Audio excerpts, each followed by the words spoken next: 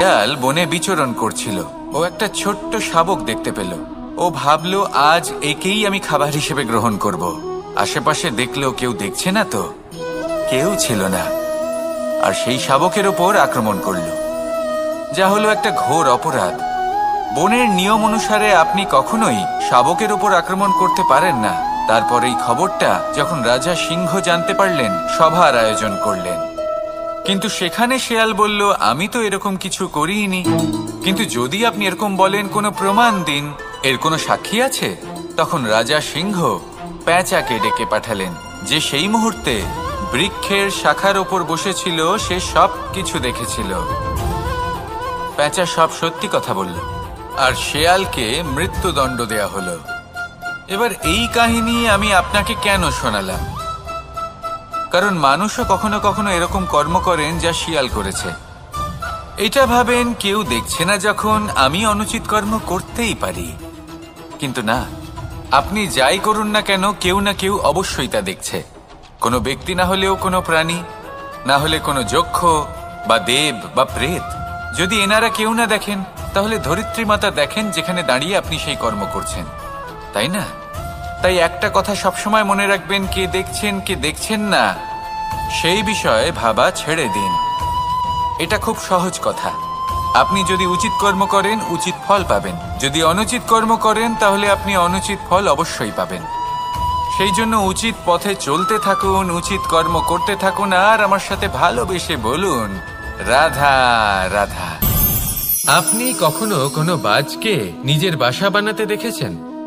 এই বাজ যখনই কোনো বাসা বানায়, তখন উঁচু গাছের ডালে বা কোনো পর্বতের শিখরে বাসা বানায়, অনেক উচ্চতায়। আর সেখানে তার সন্তানও জন্মগ্রহণ করে। যখন এই সন্তানেরা জন্মায়, তখন এই বাজ খুবই ভালোবেসে এবং খুব সাবধানে এদের পালন পোষণ করে। নিজের ঠোঁট দিয়ে তাদের ঠোঁটে খাবার পরিবেশন করে। কিন্তু যেই সেই সন্তানেরা হৃষ্টপুষ্ট হয়ে যায় এবং সেই কথা বাজ নিজে বুঝতে পেরে যায়, সেই বাজ নিজেই সেই বাসা ছিন্ন ভিন্ন করে দেয়। সেই সন্তান যাদের সবেমাত্র ডানা গজিয়েছে, কিভাবে উড়তে হয় তারা জানে না, সেই সন্তানগুলিকে উচ্চতা থেকে ঠেলে দেয়। সেই সন্তান প্রথমে ভয়ভীত হয়ে যায়। তারা সামনে মৃত্যুকে দেখতে পেয়ে ভয়ের কারণে তাদের ডানা ঝাপটাতে থাকে। আর সেই প্রক্রিয়াতেই সেই সন্তানগুলি উড়তে শুরু করে দেয়। এবার এই ঘটনায় আমরা কি শিক্ষা পেতে পারি? এটাই, যদি আপনি মাতা পিতা হন, তাহলে নিজের সন্তানকে অবশ্যই স্নেহ করুন, কিন্তু তাদেরকে নিজের আঁচলের তলায় বেঁধে রাখবেন না। যদি আপনি চান আপনার সন্তান জীবনে উন্নতি করুক, তাহলে নিজের মুঠো থেকে তাদের স্বতন্ত্র করে দিন।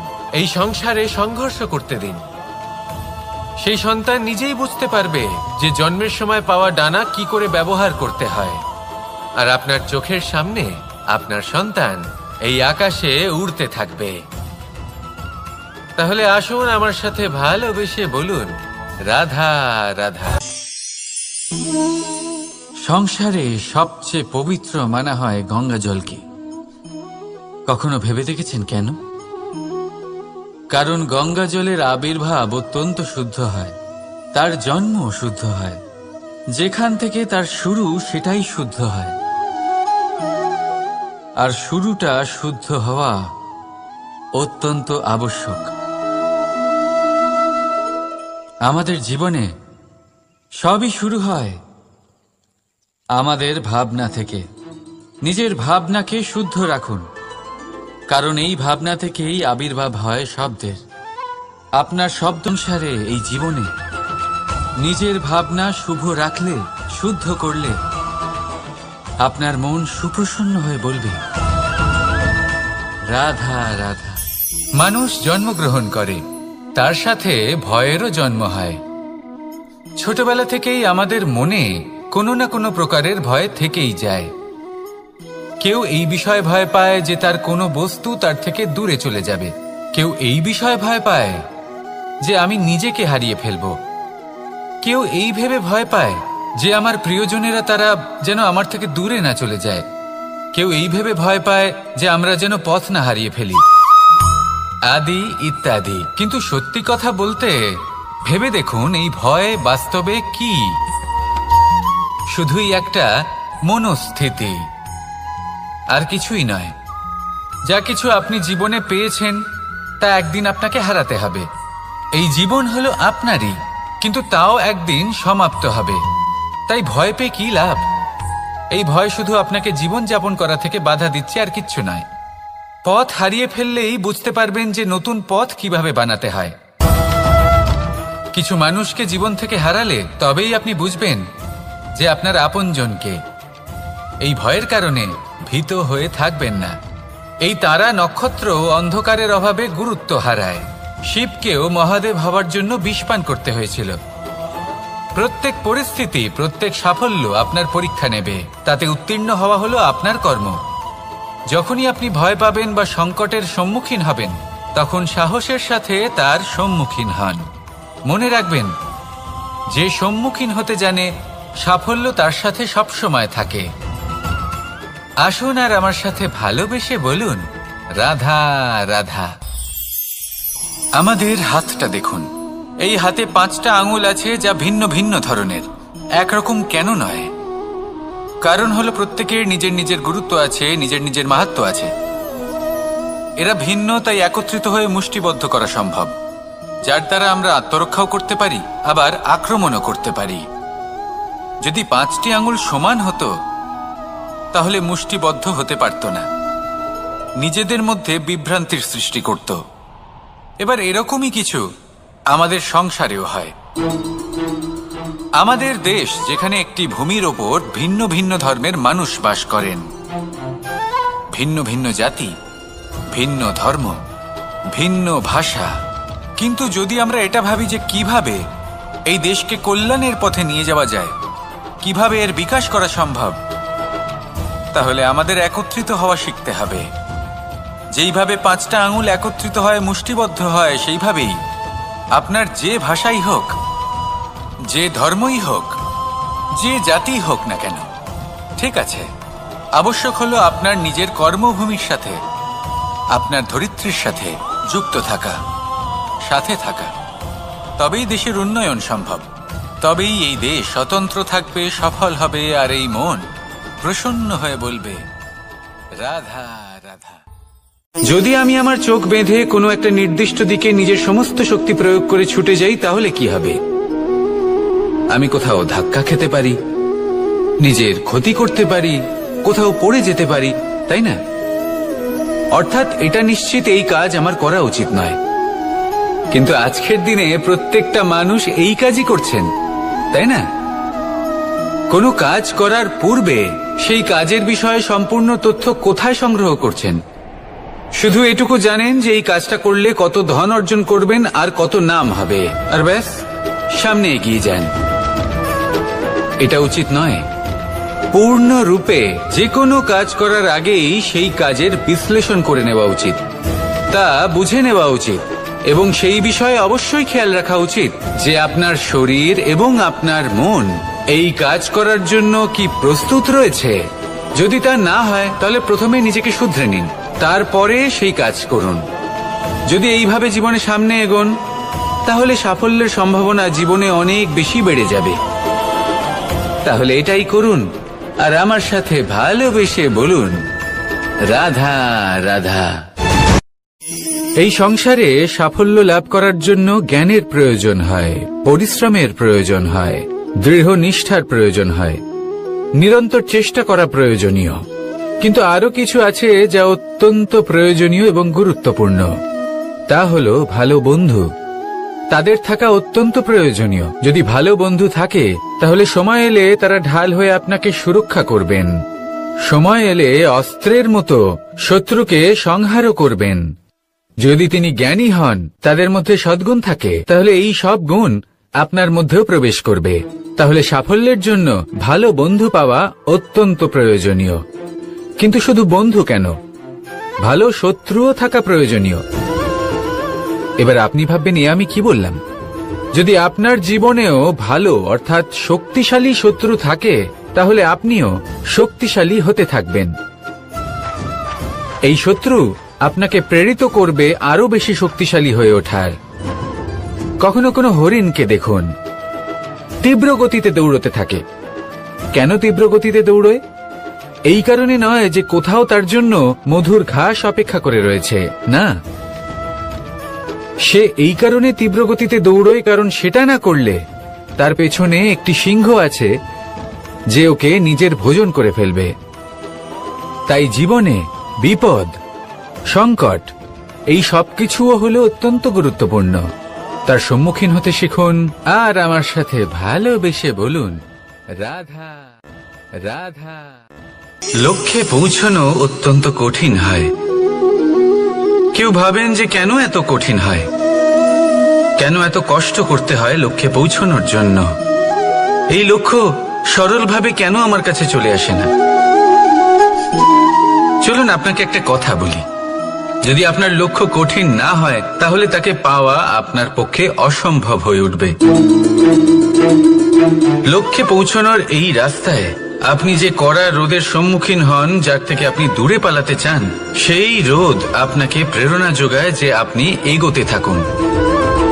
ভাবুন একজন যাত্রী যে কিনা নিজের লক্ষ্যের দিকে যাচ্ছেন, সেই পথে উনি যদি একটু ছায়া পেয়ে যান আর উনি ওখানে বিশ্রাম নেন, তাহলে তার সাথে তার ভাগ্য গভীর নিদ্রায় সেখানে বিলীন হয়ে যায়। তাই পরিশ্রমের কড়া রোদের থেকে কখনো দূরে পালাবেন না। জীবনে শুধু সামনে এগোতে থাকুন দৃঢ়তার সাথে। আর লক্ষ্য সরল হোক, কঠিন হোক বা অত্যাধিক কঠিন হোক, একটা কথা মনে রাখবেন, যে জীবনের লক্ষ্যে পৌঁছতে পেরেছে সে লক্ষ্য প্রাপ্তির জন্য আফসোস কখনোই করে না।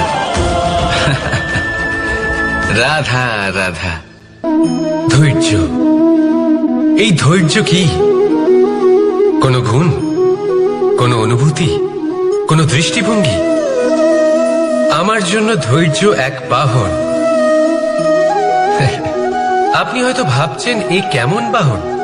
বাহন তো ঘোড়া হতে পারে, হাতি হতে পারে, উটও হতে পারে, কিন্তু ধৈর্যকে বাহন বানানো মানে? চলুন আপনাকে একটা কথা বোঝাই। পৃথিবীতে এমন কোনো বাহন নেই যে তার আরোহীকে আছড়ে ফেলেনি। সেটা উট হোক বা হাতি হোক বা ঘোড়া হোক, চলতে চলতে কখনো নড়বড় করেই বসে। তারপর সেই আরোহী পরে কারোর পায়, তারপর পরে তার নিজের নজরে। কিন্তু ধৈর্যরূপী বাহন কখনো কাউকে ফেলে না, কখনো না। না সেই আরোহী কারোর পায়ে পড়ে আর না তো নিজের নজরে। কারণ ধৈর্য আপনাকে বিবেক প্রদান করে, বিবেক আপনাকে পরিকল্পনায় সাহায্য করে, আর পরিকল্পনা প্রদান করে আপনাকে শক্তি আপনার লক্ষ্যের দিকে অগ্রসর হওয়ার। বুঝলেন? ধৈর্যকে সঙ্গে রাখুন, নিজেকে আরো ধৈর্যশীল করে তুলুন। এই ধৈর্যের সাহায্যে আরোহণ করে দেখুন কিভাবে এই বাহন আপনাকে আপনার গন্তব্যে পৌঁছে দেবে।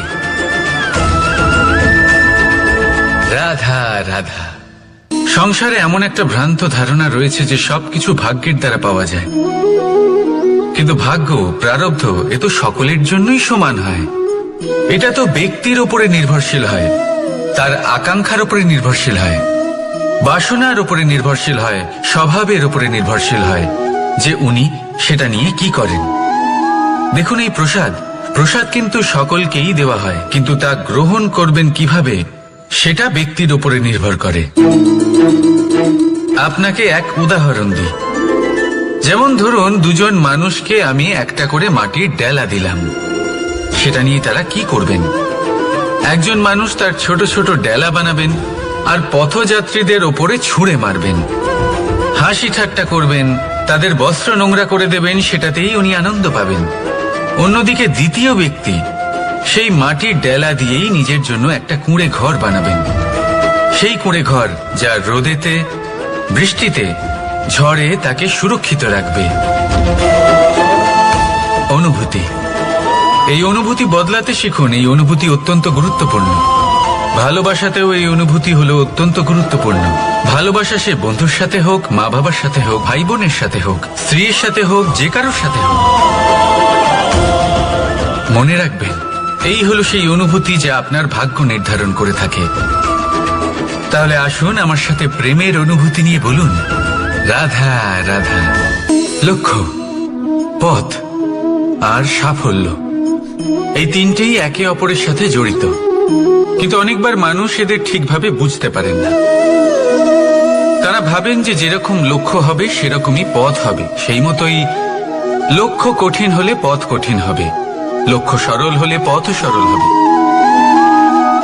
যদি আপনাকে আসল সত্যের সাথে অবগত করাই, তাহলে দেখবেন সবকিছুই এর উল্টো। লক্ষ্য নিজের পথ বানায় না, পথ সেটাই যেটা আপনি স্বয়ং নির্বাচন করে আপনি নিজে বানান। সেই অনুসারেই আপনি আপনার লক্ষ্যে পৌঁছতে পারবেন।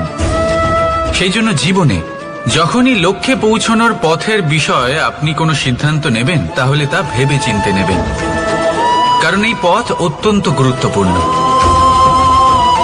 পথ যদি শুভ হয়, তাহলে লক্ষ্য আপনা থেকেই শুভ হয়ে যায়। তাহলে আসুন আমার সাথে ভালোবেসে বলুন, রাধা রাধা। ভাগ্য আর কর্ম, এই দুই এমন শব্দ যাকে ঘিরে সমগ্র সংসার। কেউ বলে আমার ভাগ্যে এটা ছিল না, যা পেলে আমার জীবন অন্যরকম হতো। কেউ বলে আমার গত জন্মের কর্ম নিশ্চয়ই এমন ছিল, যে কারণে এই জন্মে এরকম ভাগ্য পেয়েছি আমি। এসব বাদ দিন আর একবার শান্ত চিত্তে ভাবুন। আপনি বুঝতে পারবেন যে ভাগ্য আর কর্ম এই দুই এই জন্মের, তফাৎ শুধুমাত্র রাধা রাধা নাম। কত সাধারণ একটা বিষয়। প্রত্যেক মানুষ যে জন্ম নেয় তাকে একটা নাম দেওয়া হয়, যা সে পেয়ে থাকে তার মাতা পিতার দ্বারা, না হলে তার গুরুর দ্বারা, বা কোনো আত্মীয়ের দ্বারা, বা কোনো কাছের মানুষের দ্বারা। এই নামের সাথেই সে আস্তে আস্তে বেড়ে ওঠে। কিন্তু এটাই কি সেই নাম? এই নামই কি সবকিছু? কখনোই নয়। একটা নাম সেটা যা আপনি জন্মের সময় লাভ করেন, যে নামে আপনি কর্মের পথে অগ্রসর হন। আরও একটা নাম সেটা যা আপনি আপনার কর্মের দ্বারা অর্জন করেন, আর এই নামেই আপনাকে সবাই যুগ যুগ ধরে মনে রাখে। আপনার আসল নাম সেটা নয় যা আপনাকে জন্মের সময় দেওয়া হয়েছিল। আপনার আসল নাম সেটা যেটা আপনি আপনার কর্ম দ্বারা লাভ করেছেন, কারণ সেই লাভের পেছনে প্রচুর প্রয়াস লুকিয়ে থাকে, অনেক পরিশ্রম লুকিয়ে থাকে। কিন্তু যদি আপনি চান যে মানুষ আপনার নাম মনে রাখে, তাহলে আপনাকে কর্মের পথে অগ্রসর হতেই হবে, শুভ কর্ম করতে হবে, অনর্গল চেষ্টা করে যেতে হবে, মহান কাজ করতে হবে। আর বিশ্বাস করুন, আপনি একটা মহান নামের ফল অবশ্যই লাভ করবেন। রাধা রাধা। আমি এখানে একা এই বনে বসে আছি, বাঁশি বাজাচ্ছি। কার জন্য? কে আছেন এখানে? কেউ নেই। আমার প্রজা, আমার রাজ্য, আমার পরিবার আমার থেকে অনেক দূরে আছেন। আমি এখানে একা এই বনে বসে এই আকাশের এই রঙের, গাছের এই সব ফলের, মাটির সুবাসের আনন্দ উপভোগ করছি। কেন? আমি হলাম দ্বারকাধীশ। এমন কি রাজকীয় বা ভৌতিক সুখ রয়েছে যে আমি ওখানে পেতে পারি না? সবকিছুই পেতে পারি, তাও এখানে বনে একা বসে আছি। কোন সুখ খুঁজে চলেছি? একা থাকার সুখ। আমরা প্রত্যেকদিন অনেক মানুষের সাথে, চিন্তাধারার সাথে, কর্মের সাথে, পরিস্থিতির সাথে, সুখ দুঃখের দ্বারা বেষ্টিত থাকি। জীবনের এই চক্রে আমরা জড়িয়ে পড়তে থাকি। যতই আমরা এই সমস্যার সমাধান করি, আমরা ততই এতে জড়িয়ে পড়ি। আমরা এতটাই জড়িয়ে পড়ি যে যখন আমরা আয়নায় নিজেদের দেখি, তখন আমরা নিজেদের চিনতেই পারি না। এমন মনে হয় যেন আমরা নিজেদের হারিয়ে ফেলেছি। সেই জন্য প্রত্যেক দিন আপনি কিছু সময় নিজের সাথে কাটান একান্তে। এটা অত্যন্ত আবশ্যক। নিজের অস্তিত্বের গভীরে গিয়ে দেখতে শিখুন, নিজেকে বুঝুন। অদ্ভুত শান্তির অনুভূতি হবে। যেমন এই বায়ু, এই বৃক্ষ, এই পুষ্প, এই নিসর্গ, এদের মতো আপনিও কখনো একলা হতে শিখুন। কখনো নিসর্গের একটা অংশ হয়ে দেখুন। এই মন প্রসন্ন হয়ে বলবে, রাধা। একবার একটা শেয়াল বনে বিচরণ করছিল। ও একটা ছোট্ট শাবক দেখতে পেল। ও ভাবলো, আজ একেই আমি খাবার হিসেবে গ্রহণ করব। আশেপাশে দেখলো কেউ দেখছে না তো, কেউ ছিল না। আর সেই শাবকের ওপর আক্রমণ করল, যা হলো একটা ঘোর অপরাধ। বনের নিয়ম অনুসারে আপনি কখনোই শাবকের ওপর আক্রমণ করতে পারেন না। তারপর এই খবরটা যখন রাজা সিংহ জানতে পারলেন, সভার আয়োজন করলেন। কিন্তু সেখানে শেয়াল বলল, আমি তো এরকম কিছু করিনি। কিন্তু যদি আপনি এরকম বলেন, কোনো প্রমাণ দিন, এর কোনো সাক্ষী আছে? তখন রাজা সিংহ পেঁচাকে ডেকে পাঠালেন, যে সেই মুহূর্তে বৃক্ষের শাখার ওপর বসেছিল। সে সব কিছু দেখেছিল। পেঁচা সব সত্যি কথা বলল, আর শেয়ালকে মৃত্যুদণ্ড দেয়া হলো। এবার এই কাহিনী আমি আপনাকে কেন শোনালাম? কারণ মানুষও কখনো কখনো এরকম কর্ম করেন যা শিয়াল করেছে। এটা ভাবেন কেউ দেখছে না, যখন আমি অনুচিত কর্ম করতেই পারি। কিন্তু না, আপনি যাই করুন না কেন, কেউ না কেউ অবশ্যই তা দেখছে। কোনো ব্যক্তি না হলেও কোনো প্রাণী, না হলে কোনো যক্ষ বা দেব বা প্রেত। যদি এনারা কেউ না দেখেন, তাহলে ধরিত্রী মাতা দেখেন, যেখানে দাঁড়িয়ে আপনি সেই কর্ম করছেন, তাই না? তাই একটা কথা সবসময় মনে রাখবেন, কে দেখছেন কে দেখছেন না সেই বিষয়ে ভাবা ছেড়ে দিন। এটা খুব সহজ কথা। আপনি যদি উচিত কর্ম করেন, উচিত ফল পাবেন। যদি অনুচিত কর্ম করেন, তাহলে আপনি অনুচিত ফল অবশ্যই পাবেন। সেই জন্য উচিত পথে চলতে থাকুন, উচিত কর্ম করতে থাকুন, আর আমার সাথে ভালোবেসে বলুন, রাধা রাধা। বাহ, পুষ্পের সুবাস আমার খুব ভালো লাগে। অত্যন্ত সুন্দর হয় এই পুষ্প। এইভাবে চারিদিকে পুষ্প দেখে মন আনন্দিত হয়ে ওঠে। এবার আপনারা ভেবে দেখুন, আমার চারিদিকে পুষ্প নয়, আগুন আছে। তাহলে কি হবে? আমার শরীর কি জ্বলে যাবে না? অবশ্যই জ্বলবে। শরীরকে কি আগুনের তাপ সহ্য করতে হবে না? অবশ্যই সহ্য করতে হবে। এটাই হলো প্রকৃতির নিয়ম। এই নিয়ম কিন্তু আমরা সবাই জানি, কিন্তু আমাদের মধ্যে বেশিরভাগ মানুষ এই বিভ্রান্তি নিয়ে বাঁচি যে এই যে প্রকৃতির নিয়ম, তা আমার ওপর প্রযোজ্য নয়। তা কিন্তু নয়। আমাদের চতুর্দিকে এই যে নিসর্গ রয়েছে, আমরা তার কতটা ক্ষতি করি সেটা একবার ভেবে দেখুন। আমরা বনাঞ্চল জ্বালিয়ে দিই, বায়ু দূষিত করি, জল দূষিত করি, প্রাণীদের হত্যা আমরা করি। কেন?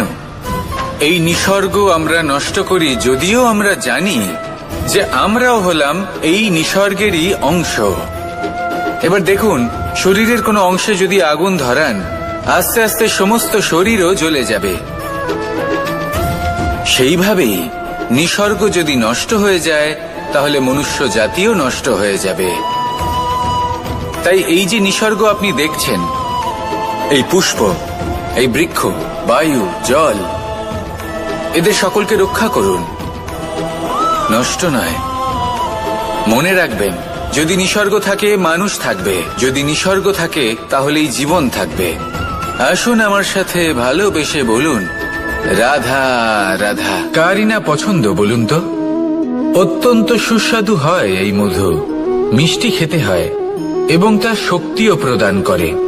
এবং প্রত্যেকটি মিষ্টি পদার্থের মতোই এতেও খুব তাড়াতাড়ি পিঁপড়ে ধরে যায়। অন্যদিকে যদি নুনকে দেখি, তাহলে বছরের পর বছর রাখলেও এতে পিঁপড়ে ধরে না। এবার যদি কথা বলি বন্ধুত্বের, তাহলে বন্ধুত্ব নুনের মতো হওয়া উচিত, মধুর মতো নয়। যারা সামনে এলে শুধুমাত্র মধুর মধুর কথা বলবে, পরে এতে পিঁপড়ে ধরে যাবে, এটা নুনের মতো হওয়া উচিত। প্রকৃত বন্ধু হলো সে, যে সময় এলে পরে আপনার সামনে আপনার প্রকৃত সত্য তুলে ধরবে, তা সে যতই কঠিন হোক না কেন। আপনার দোষ, আপনার অপগুণ, আপনার খামতি আপনাকে বলতে পারবে, যাতে আপনি সেগুলো শুনে মেনে নিয়ে তারপর নিজেকে শুধরোতে পারেন। এটাই হলো প্রকৃত বন্ধুত্ব। কখনো নিজের জীবনের আশেপাশে মন দিয়ে দেখবেন, অনেক সময় এমন মানুষ থাকেন, অনেক বন্ধু থাকেন যাদের দেখে আমাদের মনে হয় যে এনারা খুব কঠোর, এনাদের কথা খুব কটু। কিন্তু বেশিরভাগ এমন মানুষের মনটা যদি বুঝতে পারেন তাহলে দেখবেন তাতে কোনো মালিন্য নেই, এনাদের মন অত্যন্ত পবিত্র হয়। যদি আপনার জীবনেও এমন কোনো ব্যক্তি থেকে থাকে, এমন বন্ধু থাকে, তাহলে তাদের আগলে রাখুন আর আমার সাথে ভালোবেসে বলুন, রাধা রাধা। যতক্ষণ আমরা এই সংসারে জীবিত ততক্ষণ আমাদের সাথে সবকিছু থাকে, আমাদের ধন, সুখ স্বাচ্ছন্দ্য, আমাদের মিত্রগণ, আমাদের পরিবার, এই সমাজ, এই সবকিছু আমাদের সাথে থাকে। যেদিন আমরা এই সংসারকে ত্যাগ করব, এদের মধ্যে কেউ আমাদের সাথে যাবে না, না ধন, না স্বাচ্ছন্দ্য, না সম্পত্তি। এই সকল মানুষ, এই সমাজ, এরা শুধুমাত্রই শ্মশান পর্যন্ত আমাদের সাথে থাকতে পারবেন। তারপরে যদি আমাদের সাথে কিছু যেতে পারে তাহলে তা শুধুই আমাদের ধর্ম। আর এই সংসারে আমরা নিজেদের যে সুনাম রেখে যাই সেটা সম্ভব শুধুমাত্র কর্মের দ্বারা। সেই জন্য সংসারে যতদিন পর্যন্ত জীবিত আছেন, যদি কিছু অর্জন করতে চান তাহলে ধর্ম অর্জন করুন, ধর্মের বিষয়ে স্পষ্টতা অর্জন করুন এবং কর্ম অর্জন করুন। এটাই হবে আপনার অতীত এবং এটাই হবে আপনার ভবিষ্যৎ, এবং এটাই সকলকে প্রেরণা প্রদান করবে। আসুন আমার সাথে ভালোবেসে বলুন, রাধা রাধা। কোনো যাত্রায় যাব বলে মনে করি তখনই আমরা প্রস্তুত থাকি আসন্ন বিপদের জন্য বা সংকটের জন্য। যেমন যদি আমাদের মনে হয় যে আজকের পরিবেশ খুব ঠান্ডা হবে, তাহলে আমরা গরম বস্ত্র ধারণ করি বা সেটাকে সাথে নিয়ে যাই। যদি মনে হয় যে বৃষ্টি হতে পারে বা বৃষ্টি হয়ে চলেছে, আমরা দেখছি, তাহলে আমরা একটা ছাতা সাথে নিয়ে নিই। আমরা প্রস্তুত থাকতে চাই এবং এটাই উচিত, এবং সেই কারণেই আমরা যাত্রায় সাফল্য লাভ করি। কিন্তু যদি আমরা কথা বলি জীবনযাত্রা নিয়ে, যা কিনা সব থেকে বেশি গুরুত্বপূর্ণ, তাহলে তার জন্য আমরা পূর্ণরূপে প্রস্তুত থাকি না। আশেপাশের মানুষ, এই সমাজ, আমাদের সাথী, আমাদের মিত্ররা যে কোনো মুহূর্তে বদলে যেতে পারেন। সেই জন্য আমরা নিজেদেরকে কখনো সাবধান করি না, কখনোই নিজেদের প্রস্তুত করি না। আমাদের এটা কখনোই মনে হয় না যে এরকম হতে পারে, আর সেই কারণেই শেষে গিয়ে আমরা অত্যন্ত দুঃখ পাই। একটা অমূল্য শিক্ষা আছে যেটা আমাদের লাভ করা উচিত, সতর্ক থাকা উচিত। এই জীবনযাত্রার জন্য শুধুমাত্র এই পরিবেশের বিষয়ে তথ্য সংগ্রহ করা বা তাকে অনুমান করা, এটুকু হলেই চলবে না। আমাদের আশেপাশের মানুষজনকে দেখতে হবে, তাদের স্বভাব, পরিস্থিতির ওপর নজর রাখতে হবে। যখন তারা রং পাল্টাচ্ছেন নজর রাখতে হবে, তা অত্যন্ত আবশ্যক। পরিবর্তন আপনার জীবনে অবশ্যম্ভাবী, সঠিকভাবে তার সম্মুখীন হন। আসুন আমার সাথে ভালোবেসে বলুন, রাধা। এই সংসারের সব থেকে বড় সুখ কি? কেউ বলবেন নিজের লক্ষ্য প্রাপ্ত করা, কেউ বলবেন ধন উপার্জন করা, কেউ বলবেন নিদ্রাই সব থেকে বড় সুখ, কেউ বলবেন রাজ্য লাভ করা, আবার কেউ বলবেন মাতার হাত থেকে খাবার খাওয়া, আদি ইত্যাদি। কিন্তু যদি সত্যি কথা বলি, এই সংসারের সব থেকে বড় সুখ হল সেবা করা। কখনো কাউকে সেবা করে দেখুন। এই সেবা দ্বারা অন্য কোনো মানুষের আশীর্বাদ লাভ করাতেই সুখ রয়েছে। আপনার সেবা ভাব দ্বারা যখন কোনো মানুষ নিজের অন্তরাত্মা থেকে আপনাকে আশীর্বাদ করে, তার থেকে বড় সুখ আর কিছুই নেই। কারণ প্রত্যেক মানুষের মধ্যে ঈশ্বর বাস করেন। নরের সেবাই হলো নারায়ণের সেবা। নিষ্কাম সেবা করাই হলো সব থেকে বড় সুখ। তাই নিজের অন্তরে সেবার এই ভাব জাগ্রত করুন। যে সুখের কথা আমি বলছি, সেই সুখ অনুভব করেই দেখুন। এই মন সুপ্রসন্ন হয়ে বলবে, রাধা রাধা। বাহ, পুষ্পের সুবাস আমার খুব ভালো লাগে। অত্যন্ত সুন্দর হয় এই পুষ্প।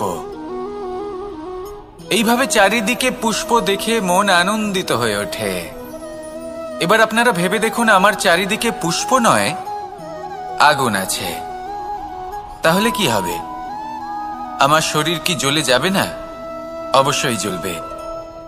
শরীরকে কি আগুনের তাপ সহ্য করতে হবে না? অবশ্যই সহ্য করতে হবে। এটাই হলো প্রকৃতির নিয়ম। এই নিয়ম কিন্তু আমরা সবাই জানি, কিন্তু আমাদের মধ্যে বেশিরভাগ মানুষ এই বিভ্রান্তি নিয়ে বাঁচি যে এই যে প্রকৃতির নিয়ম তা আমার ওপর প্রযোজ্য নয়। তা কিন্তু নয়। আমাদের চতুর্দিকে এই যে নিসর্গ রয়েছে, আমরা তার কতটা ক্ষতি করি সেটা একবার ভেবে দেখুন। আমরা বনাঞ্চল জ্বালিয়ে দিই, বায়ু দূষিত করি, জল দূষিত করি, প্রাণীদের হত্যা আমরা করি। কেন? এই নিসর্গ আমরা নষ্ট করি, যদিও আমরা জানি যে আমরাও হলাম এই নিসর্গেরই অংশ। এবার দেখুন, শরীরের কোনো অংশে যদি আগুন ধরান, আস্তে আস্তে সমস্ত শরীরও জ্বলে যাবে। সেইভাবেই নিসর্গ যদি নষ্ট হয়ে যায়, তাহলে মনুষ্য জাতিও নষ্ট হয়ে যাবে।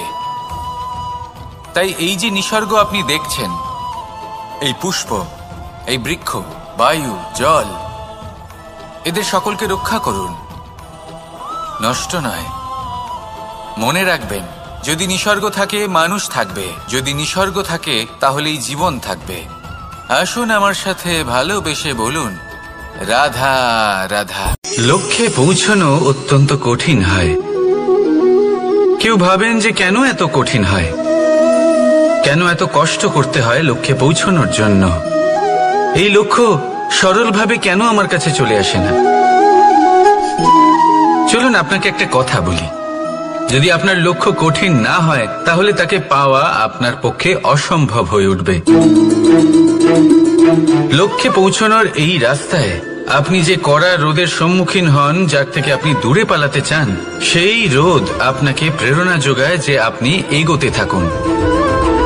ভাবুন, একজন যাত্রী যে কিনা নিজের লক্ষ্যের দিকে যাচ্ছেন, সেই পথে উনি যদি একটু ছায়া পেয়ে যান আর উনি ওখানে বিশ্রাম নেন, তাহলে তার সাথে তার ভাগ্য গভীর নিদ্রায় সেখানে বিলীন হয়ে যায়। তাই এই পরিশ্রমের কড়া রোদের থেকে কখনো দূরে পালাবেন না। জীবনে শুধু সামনে এগোতে থাকুন দৃঢ়তার সাথে। আর লক্ষ্য সরল হোক, কঠিন হোক বা অত্যাধিক কঠিন হোক, একটা কথা মনে রাখবেন, যে জীবনের লক্ষ্যে পৌঁছতে পেরেছে সে লক্ষ্য প্রাপ্তির জন্য আফসোস কখনোই করে না। রাধা রাধা। ধৈর্য, এই ধৈর্য কি কোনো গুণ, কোনো অনুভূতি, কোনো দৃষ্টিভঙ্গি? আমার জন্য ধৈর্য এক বাহন। আপনি হয়তো ভাবছেন, এই কেমন বাহন? বাহন তো ঘোড়া হতে পারে, হাতি হতে পারে, উটও হতে পারে, কিন্তু ধৈর্যকে বাহন বানানো মানে? চলুন আপনাকে একটা কথা বোঝাই। পৃথিবীতে এমন কোনো বাহন নেই যে তার আরোহীকে আছড়ে ফেলেনি। সেটা উট হোক বা হাতি হোক বা ঘোড়া হোক, চলতে চলতে কখনো নড়বড় করেই বসে। তারপর সেই আরোহী পড়ে কারোর পায়, তারপর পড়ে তার নিজের নজরে। কিন্তু ধৈর্যরূপী বাহন কখনো কাউকে ফেলে না, কখনো না। না সেই আরোহী কারোর পায়ে পড়ে, আর না তো নিজের নজরে।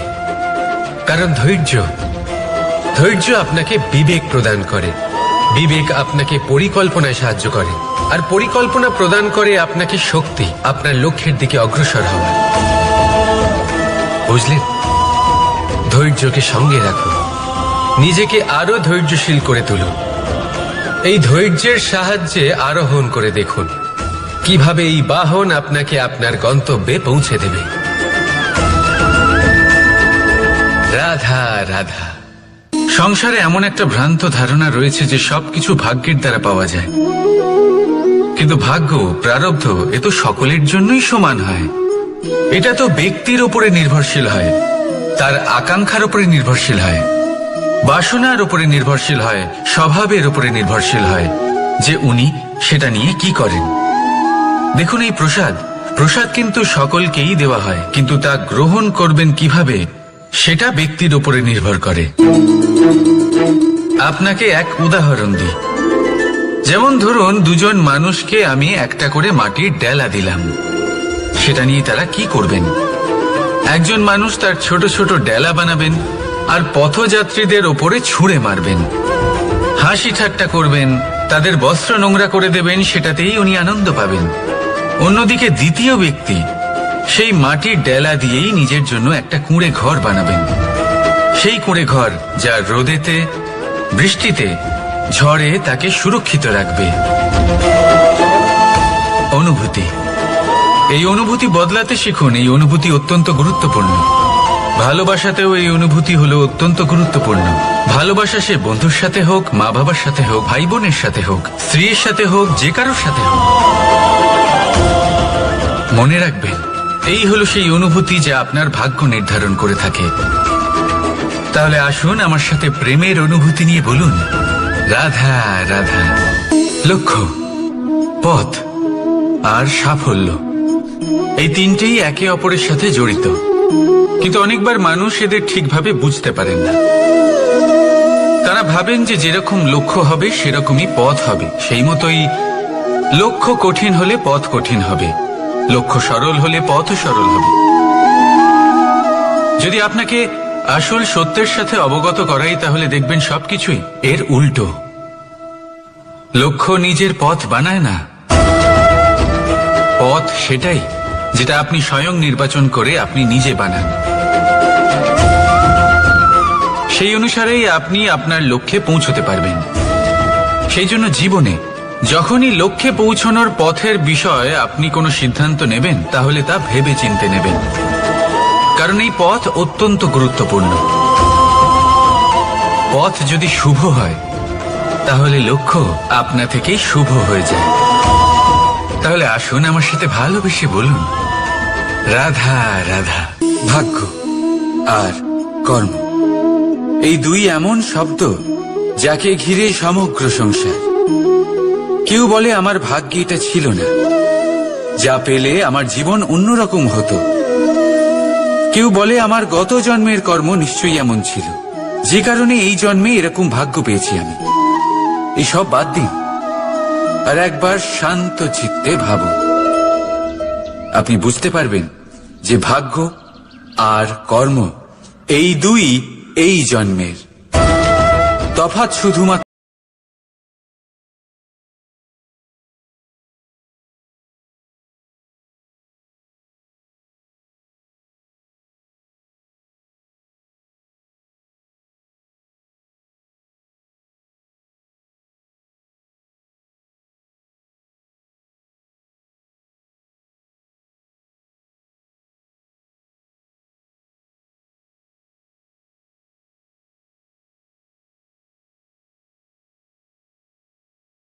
ভাগ্যকে অবশ্যই নির্ধারণ করে।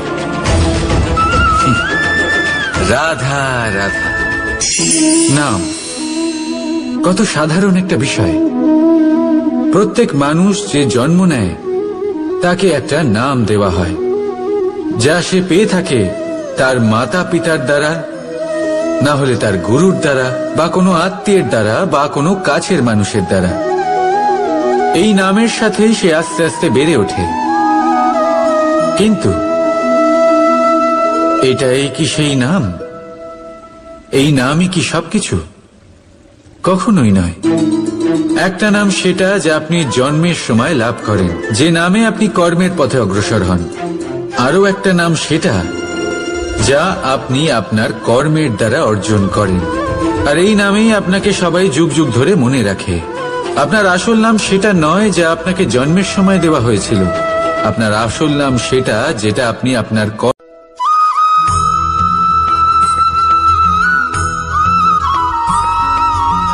সন্তান যতই আঘাত প্রদান করুক না কেন, প্রেম পূর্বক সহ্য করে আর তার বদলে অমূল্য রত্ন প্রদান করে।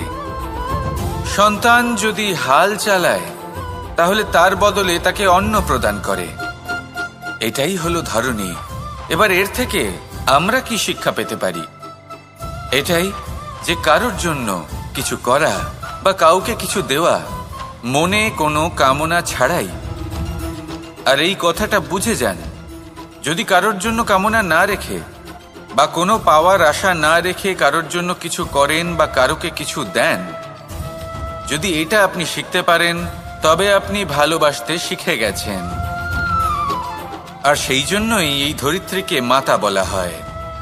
কারণ মাতা শুধু উনি নন যিনি গর্ভে সন্তানকে ধারণ করেন, মাতা তো উনিও যিনি জীবন বাঁচতে শেখান, যিনি জীবন বাঁচার উদাহরণ প্রদান করেন। তাহলে ধরনীর থেকে এই নিঃস্বার্থ ভাব শিখুন, নিঃস্বার্থ ভালোবাসা শিখুন, আর এই ভালোবাসার সাথেই বলুন রাধা রাধা।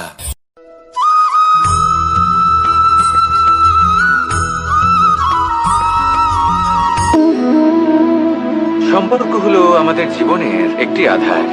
কিছু সম্পর্ক এমন যা আমরা জন্মসূত্রে লাভ করি, যেমন পরিবার, মা বাবা। কিছু সম্পর্ক আছে যা আমরা জীবনে অর্জন করে থাকি, তা সে প্রেমের হোক, স্নেহের হোক বা বন্ধুত্বের।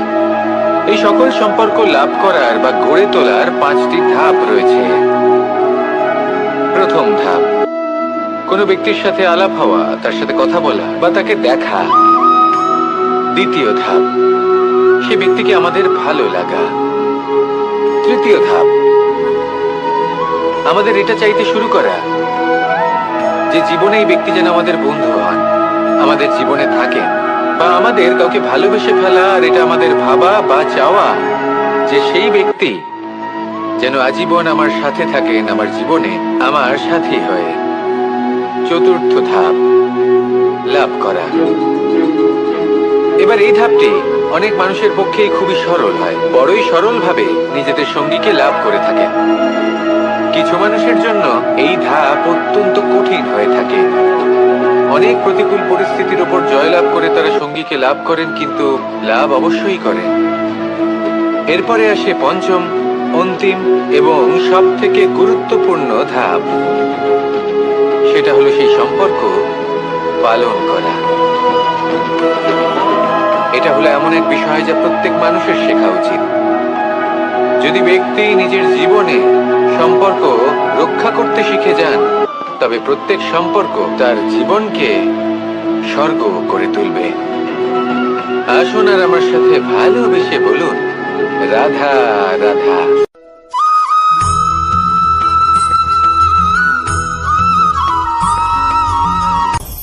আপনি কখনো পর্বতের শিখরে উঠেছেন? আপনি দেখতে পাবেন পর্বতের পদতলে প্রচুর সুন্দর ফুল রয়েছে, সবুজ বনানী রয়েছে। যত আপনি ওপরে উঠতে থাকবেন তত ফুল কমতে থাকবে, সবুজ বনানী কমতে থাকবে। আরো কিছুটা ওপরে উঠলে কাঁটা জাতীয় গাছ দেখতে পাবেন, শুকনো গাছ দেখতে পাবেন। আরো যদি ওপরে ওঠেন তাহলে পাষাণ দেখতে পাবেন। আরো ওপরে উঠলে হিমখণ্ড দেখতে পাবেন। এই যে পর্বত, তা মনুষ্য জীবনের সব থেকে উত্তম উদাহরণ। মানুষ যখন সাফল্যের শিখরে পৌঁছতে চান, মহানুভবতার শিখরে পৌঁছতে চান, পথে যত আস্তে আস্তে উপরে উঠতে থাকেন, ততই ভৌতিক বস্তু তার থেকে বিচ্ছিন্ন হতে থাকে। যদি তিনি সেই ভৌতিক বস্তুগুলি ত্যাগ না করতে পারেন, তাহলে কখনোই সেই স্থানে পৌঁছতে পারবেন না। আর মানুষ যদি উচিত ত্যাগ করতে পারেন, পথে অগ্রসর হতে থাকেন, এগোতে থাকেন, তাহলে একদিন না একদিন তিনি মহানুভবতার, জ্ঞানের, সাফল্যের হিমের স্বাদ অবশ্যই লাভ করবেন। মনে রাখবেন, মানব জীবনে ত্যাগ হলো অত্যন্ত গুরুত্বপূর্ণ অংশ। আসুন আমার সাথে ভালোবেসে বলুন রাধা রাধা।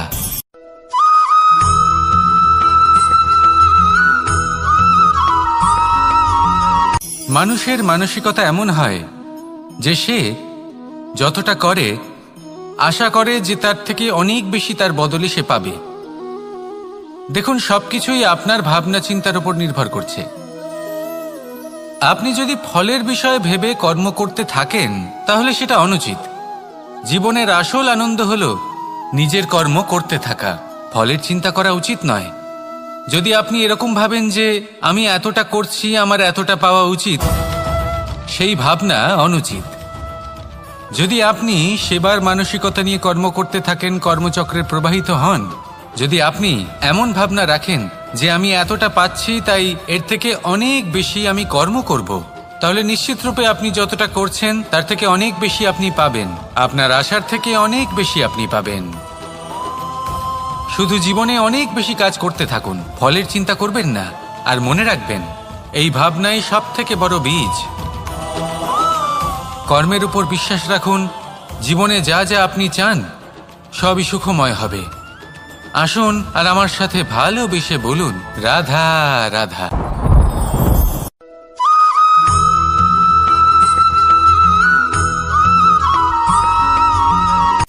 সূচের শেষে একটি ছিদ্র থাকে, যার দ্বারা আমরা এই সুতো পরাতে পারি, আর তারপর সূচের সাহায্যে এই সুতো দিয়ে বস্ত্র সেলাই করা যায়।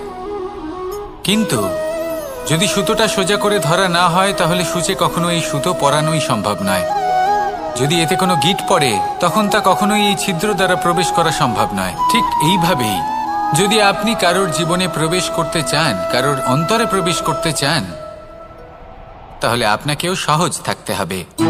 এতে কোনো গিঁট থাকলে চলবে না, অর্থাৎ মনে যাতে কোনো মালিন্য না থাকে, যেন কোনো কুচিন্তা না থাকে। যদি এসব থাকে, তাহলে আপনি কখনো কারোর জীবনে প্রবেশ করতে পারবেন না। আর যদি কোনোভাবে আপনি প্রবেশ করেও যান, তাহলে তার মনে ঘর করতে পারবেন না। নিজেকে এই সুতোর মতন করে তুলুন, সহজ। মনে যেন কোনো কুচিন্তা না থাকে, সবার প্রতি যেন সদ্ভাবনা থাকে, শুভ চিন্তা থাকে। এমনটা করতে থাকুন। এমন একটা দিন আসবে যেদিন এই সমস্ত সংসারের ব্যক্তির মনে আপনি বাস করবেন, আর তখন এই মন প্রসন্ন হয়ে বলবে, রাধা রাধা।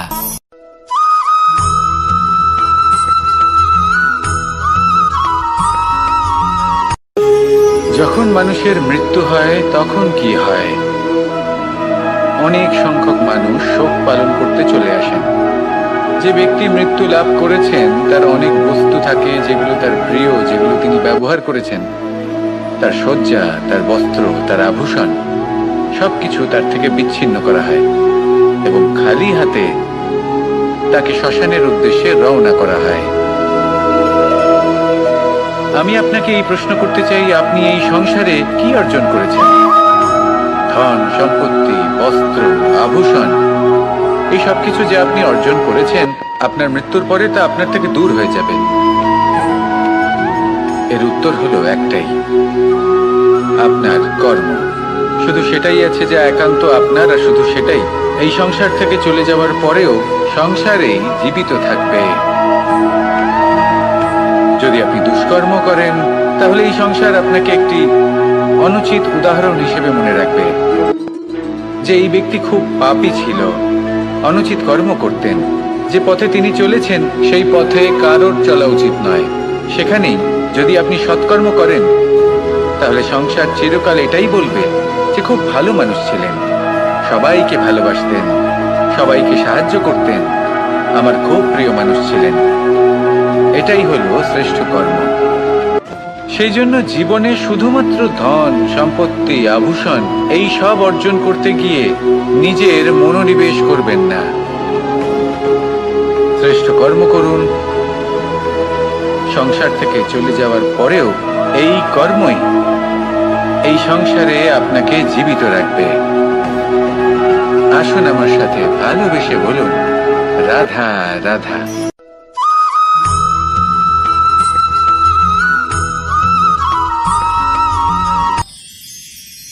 মানুষ তার জীবনে দুই ধরনের পরিস্থিতিকে খুব ভয় পায়। এক, কোনো কারণবশত কারোর সামনে নত হওয়া। দুই, কোনো কারণে নিজের চরিত্র থেকে কিন্তু নিজে জীবিত থাকবে। এটাই হলো আজকের শিক্ষা। এই সংসারে যদি আপনি নীতির পথে চলতে চান, উচিত কর্ম করতে চান, সংসারকে সেবা করতে চান, তাহলে জংলি ঘাসের মতো ব্যক্তিদের থেকে সবসময় দূরে থাকতে হবে।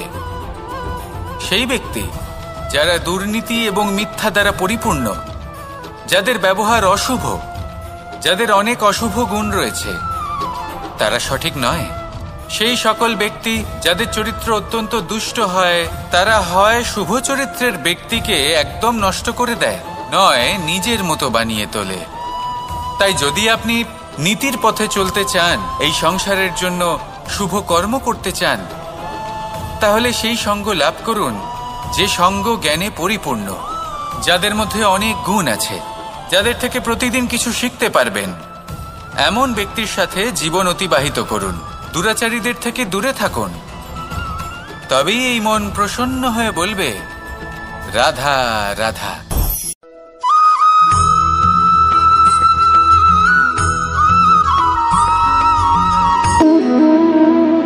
সম্পর্ক হলো আমাদের জীবনের একটি আধার।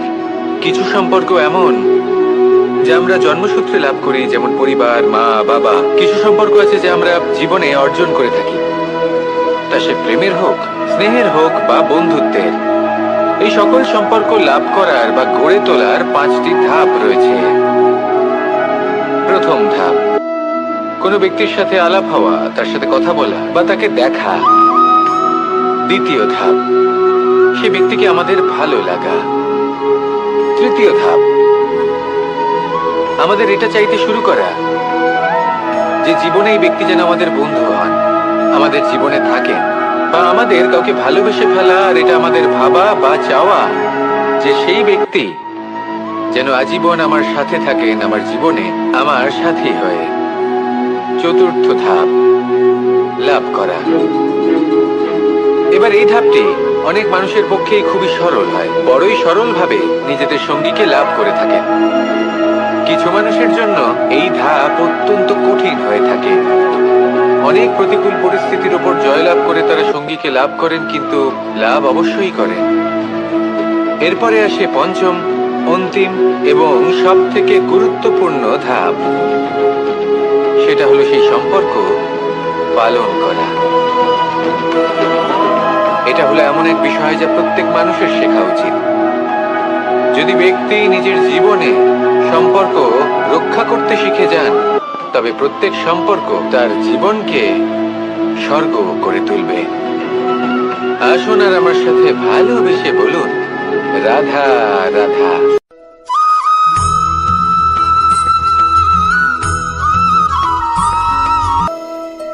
যতই আঘাত প্রদান করুক না কেন, প্রেম পূর্বক সহ্য করে আর তার বদলে অমূল্য রত্ন প্রদান করে। সন্তান যদি হাল চালায়, তাহলে তার বদলে তাকে অন্ন প্রদান করে। এটাই হলো ধরনী। এবার এর থেকে আমরা কি শিক্ষা পেতে পারি? এটাই যে কারোর জন্য কিছু করা বা কাউকে কিছু দেওয়া মনে কোনো কামনা ছাড়াই। আর এই কথাটা বুঝে যান, যদি কারোর জন্য কামনা না রেখে বা কোনো পাওয়ার আশা না রেখে কারোর জন্য কিছু করেন বা কারোকে কিছু দেন, যদি এটা আপনি শিখতে পারেন, তবে আপনি ভালোবাসতে শিখে গেছেন। আর সেই জন্যই এই ধরিত্রীকে মাতা বলা হয়। কারণ মাতা শুধু উনি নন যিনি গর্ভে সন্তানকে ধারণ করেন, মাতা তো উনিও যিনি জীবন বাঁচতে শেখান, যিনি জীবন বাঁচার উদাহরণ প্রদান করেন। তাহলে ধরনীর থেকে এই নিঃস্বার্থ ভাব শিখুন, নিঃস্বার্থ ভালোবাসা শিখুন, আর এই ভালোবাসার সাথেই বলুন, রাধা রাধা।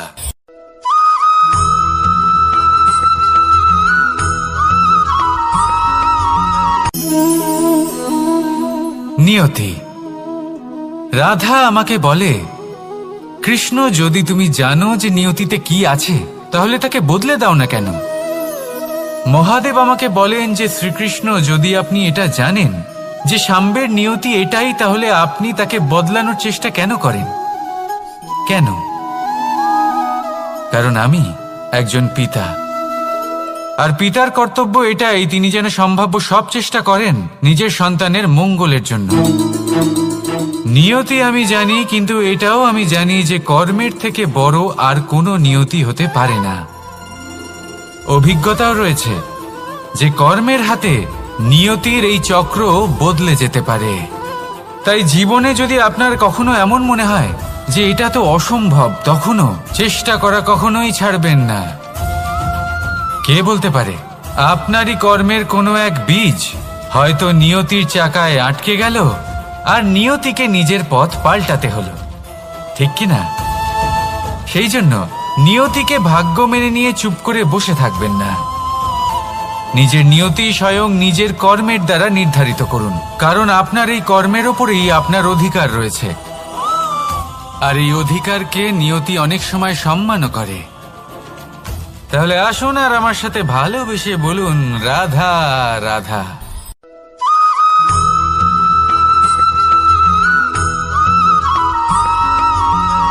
মানুষ ভাবেন যে ধন অর্জন করা হলো অত্যন্ত গুরুত্বপূর্ণ, তিনি আজীবন ধন অর্জন করতে থাকেন, ধন অর্জন করার চেষ্টা করতে থাকেন। সে যাই হয়ে যাক না কেন, পরিশ্রম করতে থাকেন। স্বাস্থ্যের দিকে নজর দেন না, না উচিত সময় খাবার খান, না উচিত সময় ঘুমোতে যান, না পর্যাপ্ত সময় পর্যন্ত ঘুমন, কিছুই না। ধন অর্জন করতেই থাকেন, করতেই থাকেন। আর কিছু সময় পরে যখন তিনি অসংখ্য ধন লাভ করে ফেলেন, তখন তার সাথে ওনার শরীরে অনেক রোগ বাসা বাঁধে। এইসব রোগের উপচার করতে করতে সেই সমস্ত ধন যা উনি অর্জন করেছেন তা তিনি ব্যয় করে ফেলেন। শেষ পর্যন্ত কি হয়? আমরা যেভাবে এসেছি ঠিক সেইভাবেই ফিরে যাই, ধন এখানেই থেকে যায়। দেখুন, একটা অত্যন্ত গুরুত্বপূর্ণ কথা রয়েছে যে আপনার বোঝা উচিত। এই যে ধন, তার ব্যবহার করুন জীবনকে আরো ভালো করে তোলার জন্য। ধনের সদ্ব্যবহার করা উচিত, এমন যেন না হয় এই ধন আপনাকে ভোগ করে ফেলে। এই জীবনকে নিশ্চিত রূপে আরো শ্রেষ্ঠ করে তুলুন। কিন্তু এই ধন অর্জন করার এই প্রক্রিয়াতে নিজের সারা জীবনকে নষ্ট করে ফেলবেন না। এই জীবন উপভোগ করতে শিখুন। আর আমার সাথে ভালোবেসে বলুন, রাধা রাধা।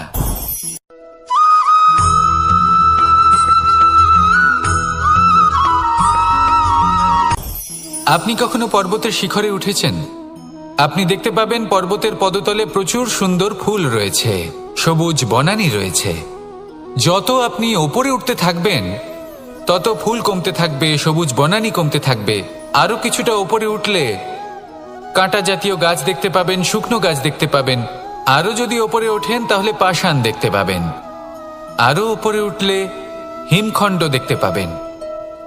এই যে পর্বত, তা মনুষ্য জীবনের সবথেকে উত্তম উদাহরণ। মানুষ যখন সাফল্যের শিখরে পৌঁছতে চান, মহানুভবতার শিখরে পৌঁছতে চান, পথে যত আস্তে আস্তে উপরে উঠতে থাকেন ততই ভৌতিক বস্তু তার থেকে বিচ্ছিন্ন হতে থাকে। যদি তিনি সেই ভৌতিক বস্তুগুলি ত্যাগ না করতে পারেন তাহলে কখনোই সেই স্থানে পৌঁছতে পারবেন না।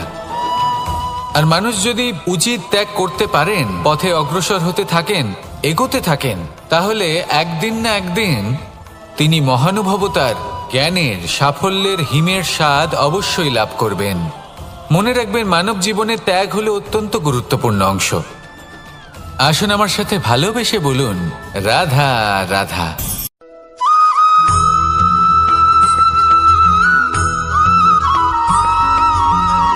কেউ বলে জীবন খুব ক্ষণস্থায়ী, কেউ বলে জীবন হলো একটা সুন্দর স্বপ্নের মতো, আবার কেউ বলবে জীবন হলো এক কঠোর সত্য। কিন্তু জীবন আসলে কি? জীবন হলো আপনারই প্রতিবিম্ব, একটা দর্পণ। অর্থাৎ আপনি জীবনকে সেইভাবেই পাবেন যেরকম আপনি নিজেকে প্রতিপন্ন করবেন। যদি আপনি দর্পণের দিকে তাকিয়ে হাসেন তাহলে আপনি সামনে হাসি মুখী দেখতে পাবেন। এবার যদি আপনি গম্ভীর হয়ে থাকেন তাহলে আপনি একজন রুষ্ট ব্যক্তি দেখতে পাবেন। শেষে সবথেকে বেশি গুরুত্বপূর্ণ হলো আপনার চেষ্টা। আপনাকে সবসময় চেষ্টা করতে হবে যাতে আপনি নিজেকে প্রসন্ন এবং ইতিবাচক মনোভাবে রাখেন। এটা হলো আপনারই উত্তরদায়িত্ব, তাকে পালন করুন। এই মনকে প্রসন্ন রাখুন, এই সংসারকে সুন্দর বলে মনে হবে। আর এই মন প্রসন্ন হয়ে বলবে, রাধা রাধা।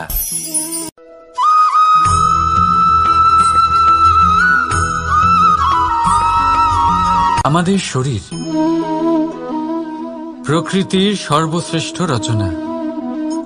যে অঙ্গ প্রত্যঙ্গ আমরা লাভ করেছি প্রত্যেকটির মধ্যে একটি নিজস্ব বার্তা রয়েছে। একটু ভেবে দেখুন, দুটি চোখ দিয়েছে দেখার জন্য, দুটি কান দিয়েছে শোনার জন্য, নাসিকাও আছে দুটি, দুটি হাত দিয়েছে দ্বিগুণ পরিশ্রম করার জন্য। কিন্তু জীব শুধুমাত্র একটি। তার উপরেও তীক্ষ্ণ বলিষ্ঠ দাঁত দিয়েছে তার রক্ষার জন্য। কখনো ভেবে দেখেছেন কেন?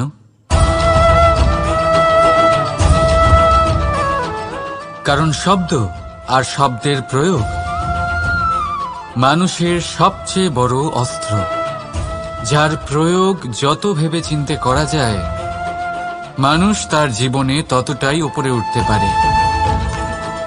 তাহলে মনে রাখুন, দেখুন, শুনুন আর বুঝুন বেশি, বলুন কম। রাধা রাধা।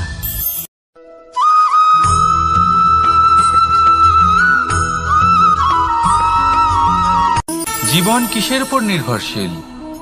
ধনের উপর, বৈভবের অনুভব যদি আপনি করতে চান তাহলে তা পাবেন শুধু একতার দ্বারা, সংগঠনের দ্বারা। যদি আপনাকে উদাহরণ দিই, নিজের এই হাতটাকে দেখুন, 5টা আঙুল রয়েছে। কোনো একটা বস্তুকে নিজের একটা আঙুল দ্বারা তুলে ধরার চেষ্টা করে দেখুন, বড়ই কষ্ট হবে। তখন আপনি বুঝতে পারবেন যখন এই 5টি আঙুল একত্রিত হয় তখন কোনো কাজ কতটা সহজ হতে পারে। এটাই হলো শক্তি একতার। সব থেকে ভালো উদাহরণ যদি আপনাকে দিই তাহলে বাঁশি। এই বাঁশি থেকে অত্যন্ত মধুর সুর নির্গত হয় যা সবার মন প্রসন্ন করে দেয়। এই কথা সত্যি, কিন্তু এই বাঁশি আমি একটা বা দুটো আঙুল দিয়ে বাজাতে পারবো না। আমাকে প্রত্যেকটা আঙুল ব্যবহার করতেই হবে, তবেই এর থেকে মধুর সুর নির্গত হবে যা সকলকে প্রসন্ন করবে, ঠিক কিনা? ঠিক এইভাবেই যদি আপনি চান যে আপনার জীবনরূপী বাঁশি থেকেও মধুর সুর নির্গত হোক বা সবার মনকে প্রসন্ন করে তুলুক, তাহলে আপনাকেও জীবনে একতা নিয়ে আসতেই হবে। আপনি একাও কর্ম করতে পারেন, পথ চলতেও পারেন, সামনেও এগোতে পারেন, সাফল্যও লাভ করতে পারেন।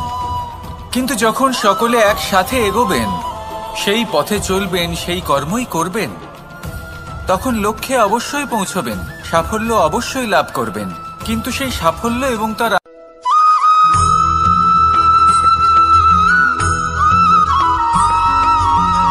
এই সংসারে সব থেকে বেশি কোমল বস্তু হলো রেশম। এই রেশম এতটাই কোমল হয় যে এর পুরো একটা থান শুধুমাত্র একটা হাতে ধরা সম্ভব। কখনো ভেবে দেখেছেন এই রেশম কিভাবে হয়? একটি কীট তার লালার দ্বারা উৎপন্ন হয়। এই কীট সেই রেশমকে পাক দিতে থাকে, পাক দিতেই থাকে আর আস্তে আস্তে তার মধ্যেই জড়িয়ে পড়ে। শেষে ধানকে নষ্ট করে দেবে, কিন্তু নিজে জীবিত থাকবে। এটাই হলো আজকের শিক্ষা। এই সংসারে যদি আপনি নীতির পথে চলতে চান, উচিত কর্ম করতে চান, সংসারকে সেবা করতে চান, তাহলে জংলি ঘাসের মতো ব্যক্তিদের থেকে সবসময় দূরে থাকতে হবে। সেই ব্যক্তি যারা দুর্নীতি এবং মিথ্যা দ্বারা পরিপূর্ণ, যাদের ব্যবহার অশুভ, যাদের অনেক অশুভ গুণ রয়েছে, তারা সঠিক নয়। সেই সকল ব্যক্তি যাদের চরিত্র অত্যন্ত দুষ্ট হয়, তারা হয় শুভ চরিত্রের ব্যক্তিকে একদম নষ্ট করে দেয়, নয় নিজের মতো বানিয়ে তোলে। তাই যদি আপনি নীতির পথে চলতে চান, এই সংসারের জন্য শুভ কর্ম করতে চান, তাহলে সেই সঙ্গ লাভ করুন যে সঙ্গ জ্ঞানে পরিপূর্ণ, যাদের মধ্যে অনেক গুণ আছে, যাদের থেকে প্রতিদিন কিছু শিখতে পারবেন। এমন ব্যক্তির সাথে জীবন অতিবাহিত করুন, দুরাচারীদের থেকে দূরে থাকুন। তবেই এই মন প্রসন্ন হয়ে বলবে, রাধা রাধা।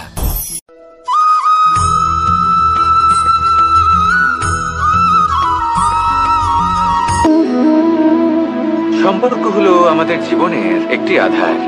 কিছু সম্পর্ক এমন যা আমরা জন্মসূত্রে লাভ করি, যেমন পরিবার, মা, বাবা। কিছু সম্পর্ক আছে যা আমরা জীবনে অর্জন করে থাকি, তা সে প্রেমের হোক, স্নেহের হোক বা বন্ধুত্বের। এই সকল সম্পর্ক লাভ করার বা গড়ে তোলার 5টি ধাপ রয়েছে। প্রথম ধাপ, কোনো ব্যক্তির সাথে আলাপ হওয়া, তার সাথে কথা বলা বা তাকে দেখা। দ্বিতীয় ধাপ, সে ব্যক্তিকে আমাদের ভালো লাগা। তৃতীয় ধাপ, আমাদের এটা চাইতে শুরু করা যে জীবনে এই ব্যক্তি যেন আমাদের বন্ধু হন, আমাদের জীবনে থাকেন, বা আমাদের কাউকে ভালোবেসে ফেলা। আর এটা আমাদের ভাবা বা চাওয়া যে সেই ব্যক্তি যেন আজীবন আমার সাথে থাকেন, আমার জীবনে আমার সাথী হয়ে। চতুর্থ ধাপ, লাভ করা। এবার এই ধাপটি অনেক মানুষের পক্ষেই খুবই সরল হয়, বড়ই সরল ভাবে নিজেদের সঙ্গীকে লাভ করে থাকেন। কিছু মানুষের জন্য এই ধাপ অত্যন্ত কঠিন হয়ে থাকে। অনেক প্রতিকূল পরিস্থিতির উপর জয়লাভ করে তারা সঙ্গীকে লাভ করেন, কিন্তু লাভ অবশ্যই করেন। এরপরে আসে পঞ্চম, অন্তিম এবং সব থেকে গুরুত্বপূর্ণ ধাপ। সেটা হলো সেই সম্পর্ক পালন করা। এটা হলো এমন এক বিষয় যা প্রত্যেক মানুষের শেখা উচিত। যদি ব্যক্তি নিজের জীবনে সম্পর্ক রক্ষা করতে শিখে যান, তবে প্রত্যেক সম্পর্ক তার জীবনকে স্বর্গ করে তুলবে। আসুন আর আমার সাথে ভালোবেসে বলুন, রাধা রাধা।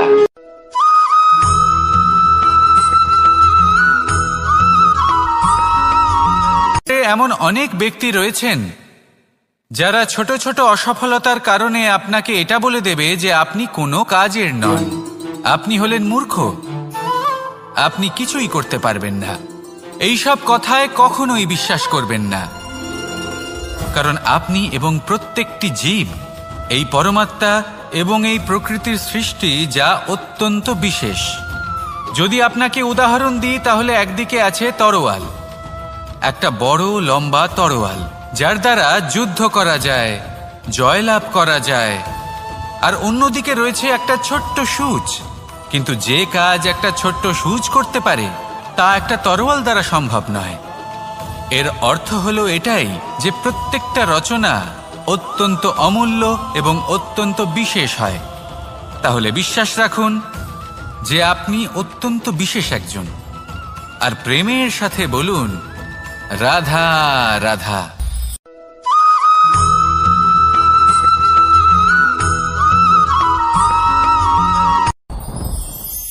সাথী। সাথী এই শব্দটির ব্যাখ্যা কে কিভাবে করে? মিত্র, সখা, বন্ধু।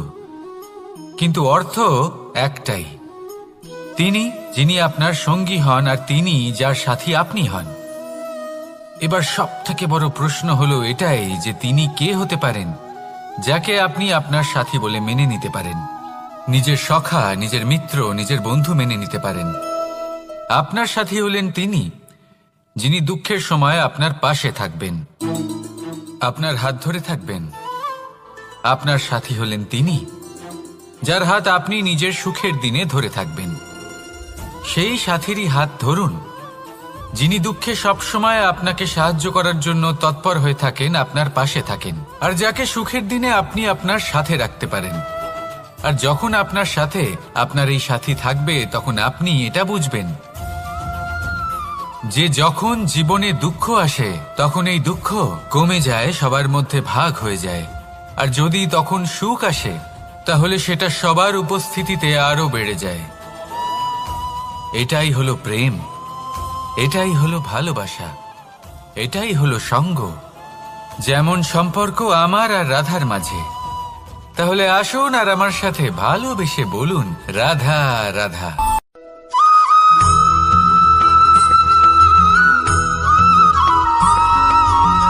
এই সংসারে প্রত্যেক মানুষ এটাই চায়। কয়েকজন বলশালী ব্যক্তি রয়েছেন যাদের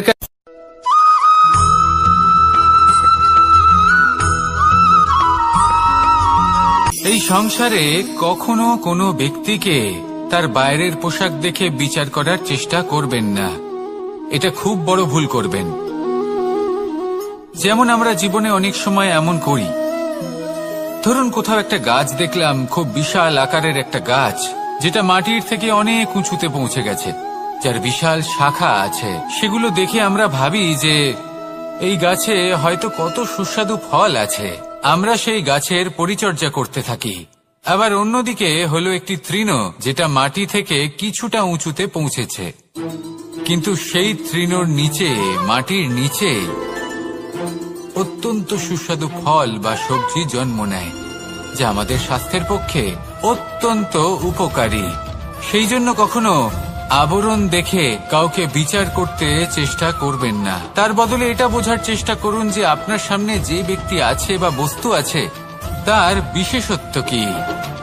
যদি এই বিশেষত্ব বোঝার ক্ষমতা আপনি অর্জন করেন, যদি এই শিল্প আপনি নিজের ভেতরে জাগ্রত করেন, তাহলে এই সংসারে বিশেষত্ব কি সেটা আপনি জানতে পারবেন। আর এই সমস্ত খেলা দৃষ্টি থেকে নয়, দৃষ্টিভঙ্গি থেকে জন্ম নেয়। দৃষ্টিভঙ্গি সবসময় শুভ রাখুন আর আমার সাথে ভালোবেসে বলুন, রাধা রাধা।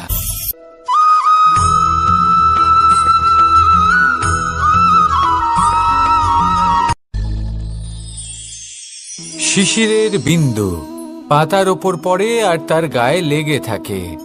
পাতা তাকে শুষে নিতে পারে না আর শেষ পর্যন্ত সে ঝরে পড়ে যায়। অন্যদিকে রয়েছে মেঘ এবং চাতক।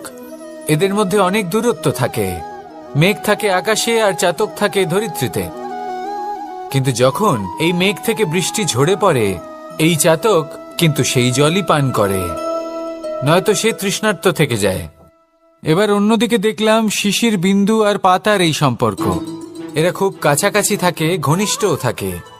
অন্যদিকে রয়েছে মেঘ এবং চাতকের সম্পর্ক, যাদের মধ্যে অনেক দূরত্ব থাকা সত্ত্বেও তারা খুব ঘনিষ্ঠ, তাই না? এই সারমর্ম খুব সরল। এই নৈকট্য, এই দূরত্ব, তা আপনার সম্পর্কে প্রভাব কিছুতেই ফেলতে পারে না। এই নৈকট্য, এই দূরত্ব, এইসব হলো শুধুমাত্র মনের ব্যাপার। কখনো আপনি অনুভব করেছেন আপনি কারোর থেকে অনেক অনেক দূরে আছেন, অনেক দূরে আছেন, তাও সেই ব্যক্তির প্রতি আপনি টান অনুভব করেন। সেখানে আপনি কারোর সাথে প্রত্যেক দিন অতিবাহিত করেন, সমস্ত জীবন অতিবাহিত করেন, সব থেকে বেশি সময় তার সাথে অতিবাহিত করেন, তাও তার প্রতি সেই টান অনুভব করেন না। এই সংকেত হলো মনের দূরত্বের। তাহলে মনের এই দূরত্ব দূর করুন আর আমার সাথে।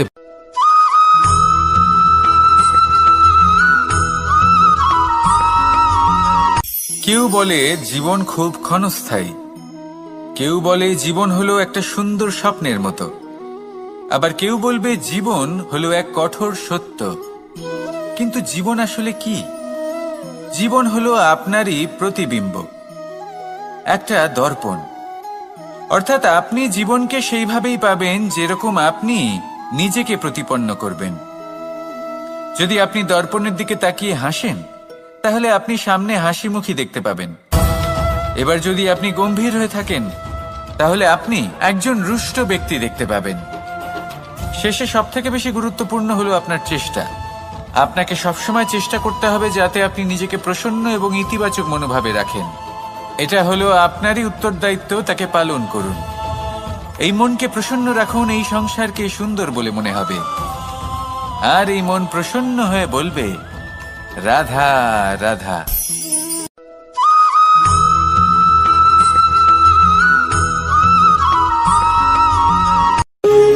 যখন মানুষের মৃত্যু হয় তখন কি হয়? অনেক সংখ্যক মানুষ শোক পালন করতে চলে আসেন। যে ব্যক্তি মৃত্যু লাভ করেছেন তার অনেক বস্তু থাকে যেগুলো তার প্রিয়, যেগুলো তিনি ব্যবহার করেছেন। তার শয্যা, তার বস্ত্র, তার আভূষণ, সবকিছু তার থেকে বিচ্ছিন্ন করা হয় এবং খালি হাতে তাকে শ্মশানের উদ্দেশ্যে রওনা করা হয়। আমি আপনাকে এই প্রশ্ন করতে চাই, আপনি এই সংসারে কি অর্জন করেছেন? ধন সম্পত্তি, বস্ত্র, আভূষণ, এই সবকিছু যে আপনি অর্জন করেছেন, আপনার মৃত্যুর পরে তা আপনার থেকে দূর হয়ে যাবে। এর উত্তর হলো একটাই, আপনার কর্ম। শুধু সেটাই আছে যা একান্ত আপনার, আর শুধু সেটাই এই সংসার থেকে চলে যাওয়ার পরেও সংসারেই জীবিত থাকবে। যদি আপনি দুষ্কর্ম করেন, তাহলে এই সংসার আপনাকে একটি অনুচিত উদাহরণ হিসেবে মনে রাখবে যে এই ব্যক্তি খুব পাপী ছিল, অনুচিত কর্ম করতেন। যে পথে তিনি চলেছেন সেই পথে কারোর চলা উচিত নয়। সেখানেই যদি আপনি সৎকর্ম করেন, তাহলে সংসার চিরকাল এটাই বলবে যে খুব ভালো মানুষ ছিলেন, সবাইকে ভালোবাসতেন, সবাইকে সাহায্য করতেন, আমার খুব প্রিয় মানুষ ছিলেন। এটাই হলো শ্রেষ্ঠ কর্ম। সেই জন্য জীবনে শুধুমাত্র ধন সম্পত্তি, আভূষণ, এই সব অর্জন করতে গিয়ে নিজের মনোনিবেশ করবেন না। শ্রেষ্ঠ কর্ম করুন। সংসার থেকে চলে যাওয়ার পরেও এই কর্মই এই সংসারে আপনাকে জীবিত রাখবে। আসুন আমার সাথে ভালোবেসে বলুন, রাধা রাধা।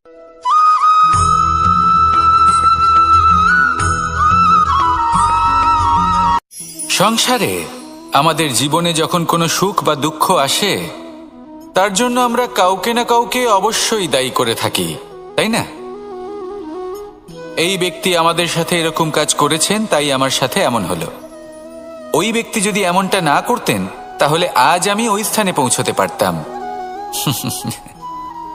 সবই আপনার দৃষ্টিভঙ্গির ওপর নির্ভরশীল, আর যদি আপনার দৃষ্টিভঙ্গি এমন হয়, তাহলে তা অনুচিত। সত্যি কথা বলতে, এই সংসারে ভিন্ন ভিন্ন ধরনের মানুষ আছে। এটা আপনার উপর নির্ভর করছে কিভাবে তাদের স্বাগত জানাবেন। একবার ভাবুন, আমি আমার দুটো হাত সামনে নিয়ে এলাম, দুটো মুঠো খুলে দিলাম। দুই প্রকারের মানুষ আসবেন, কিছু না কিছু দিয়ে যাবেন। এই মুঠো যদি আমি বন্ধ করে দিই, তাহলে না কেউ আমাকে কিছু দিতে পারবে, না আমার কিছু যাবে আসবে। নিশ্চয়ই বুঝতে পারছেন এই দুই ধরনের ব্যক্তি কারা এবং তারা কি দিয়ে যান। আমি যদি নিজের মুঠো খুলে দিই, তাহলে কিছু ভালো মানুষ আসবেন, আমাকে আনন্দ, সন্তুষ্টি, জ্ঞান প্রদান করে যাবেন, ভালো অভিজ্ঞতা দিয়ে যাবেন। কোনো খারাপ ব্যক্তি যদি আসেন, তাহলে তিনিও খারাপ অভিজ্ঞতা দেবেন, যার থেকে আমি শিক্ষা লাভ করব। এই সব কিছু আমি লাভ করতে পারি। মুঠো যদি বন্ধ করে রাখি, তাহলে আমি কিছুই পাবো না।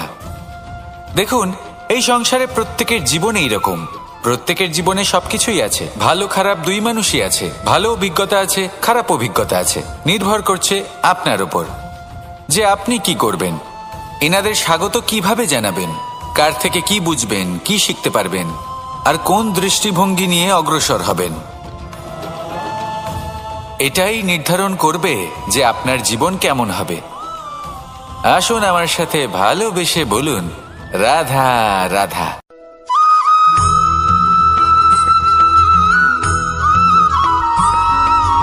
কথায় আছে, প্রত্যেক পুত্র তার পিতার প্রতিচ্ছবি হয়, আর সমস্ত প্রতিচ্ছবি চায় যেন সে তার অস্তিত্ব প্রাপ্ত করতে পারে।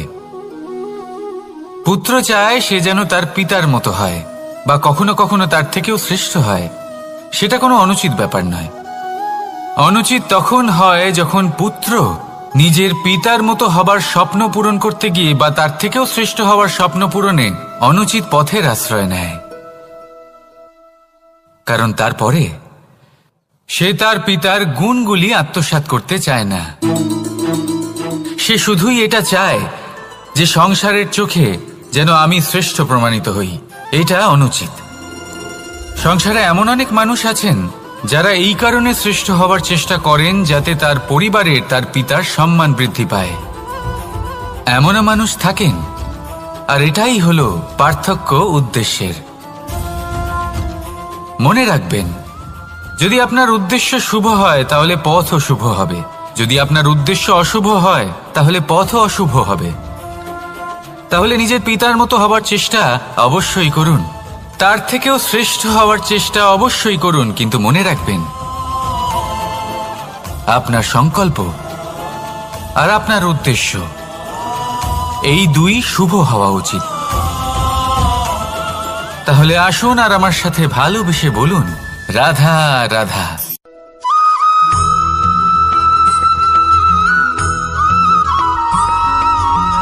এই দড়িটা দেখুন, ছোট ছোট রেশম দ্বারা তৈরি। এটা সরু সুতো দ্বারা তৈরি হয়েছে এটা, আর এ অত্যন্ত কোমলও বটে। আর আপনি চাইলে এটা সোজাও করে দিতে পারেন, আর চাইলে এটা বেঁকিয়েও দিতে পারেন, আর যদি চান তাহলে এটা গোল গোল করে বেঁধে কোথাও রেখেও দিতে পারেন। এবার এই কোমল দড়ি যদি কোনো নিষ্ঠুর কঠিন পাথরে বারংবার জড়িয়ে দেওয়া হয়, তাহলেও তাকেও কাটতে পারে, নিজের ছাপ ছেড়ে যেতে পারে, সেটার আকারও বদলে ফেলতে পারে। এবার এর কারণ কি? এর কারণ হলো অভ্যাস আর নিরন্তর প্রচেষ্টা। যদি আপনিও চেষ্টা করেন আর নিরন্তর কর্ম করে যান, তাহলে আপনার প্রারব্ধ পাথরের মতো কঠিনই হোক না কেন, তাতে ভাঙন ধরিয়েও আপনি নিজের লক্ষ্যে অবশ্যই পৌঁছতে পারবেন। একটা গুরুত্বপূর্ণ কথা মনে রাখবেন, সুকর্মের অভ্যাস আর নিরন্তর প্রয়াস এই হলো সাফল্যের মন্ত্র। তাহলে জীবনে এই মন্ত্র আনুন আর আমার সাথে ভালোবেসে বলুন, রাধা রাধা।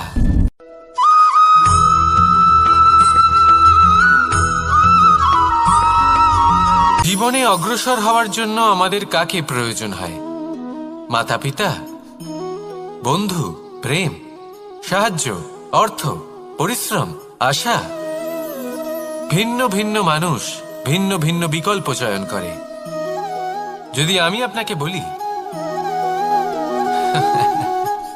তাহলে জয় আর পরাজয়ের মন্ত্র দুটো শব্দের উপর নির্ভর করে, মেনে নেওয়া আর দৃঢ় হওয়া। যদি মেনে নেন তাহলে হেরে যাবেন, যদি দৃঢ় হন তাহলে নিশ্চিত রূপে জয়ী হবেন। যদি কখনো আপনি ক্লান্ত হয়ে ওঠেন, আপনি দুঃখী হন, পুরোপুরি ভেঙে পড়েছেন, তখন মেনে নেবেন না যে আপনি ভেঙে পড়েছেন, নয়তো হেরে যাবেন। তখন উল্টে স্থির করবেন যে যাই হয়ে যাক না কেন আমি জয়ী হবই। আর আপনি দেখবেন যে জয় নিশ্চিত রূপে আপনার কাছেই আসবে। তাহলে এই কথা মনে রাখবেন আর আমার সাথে ভালোবেসে বলবেন, রাধা রাধা।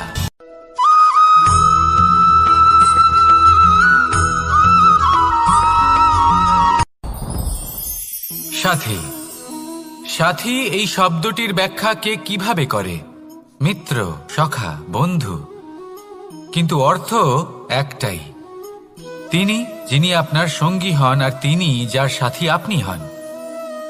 এবার সব থেকে বড় প্রশ্ন হলো এটাই যে তিনি কে হতে পারেন যাকে আপনি আপনার সাথী বলে মেনে নিতে পারেন, নিজের সখা, নিজের মিত্র, নিজের বন্ধু মেনে নিতে পারেন। আপনার সাথী হলেন তিনি যিনি দুঃখের সময় আপনার পাশে থাকবেন, আপনার হাত ধরে থাকবেন। আপনার সাথী হলেন তিনি যার হাত আপনি নিজের সুখের দিনে ধরে থাকবেন। সেই সাথীরই হাত ধরুন যিনি দুঃখে সবসময় আপনাকে সাহায্য করার জন্য তৎপর হয়ে থাকেন, আপনার পাশে থাকেন, আর যাকে সুখের দিনে আপনি আপনার সাথে রাখতে পারেন। আর যখন আপনার সাথে আপনার এই সাথী থাকবে তখন আপনি এটা বুঝবেন যে যখন জীবনে দুঃখ আসে তখন এই দুঃখ কমে যায়, সবার মধ্যে ভাগ হয়ে যায়। আর যদি তখন সুখ আসে তাহলে সেটা সবার উপস্থিতিতে আরো বেড়ে যায়। এটাই হলো প্রেম, এটাই হলো ভালোবাসা, এটাই হলো সঙ্গ। যেমন সম্পর্ক আমার আর রাধার মাঝে। তাহলে আসুন আর আমার সাথে ভালোবেসে বলুন, রাধা রাধা।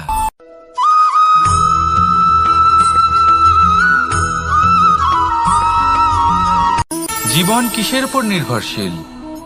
ধনের ওপর, বৈভবের অনুভব যদি আপনি করতে চান তাহলে তা পাবেন শুধু একতার দ্বারা, সংগঠনের দ্বারা। যদি আপনাকে উদাহরণ দিই, নিজের এই হাতটাকে দেখুন, 5টা আঙুল রয়েছে।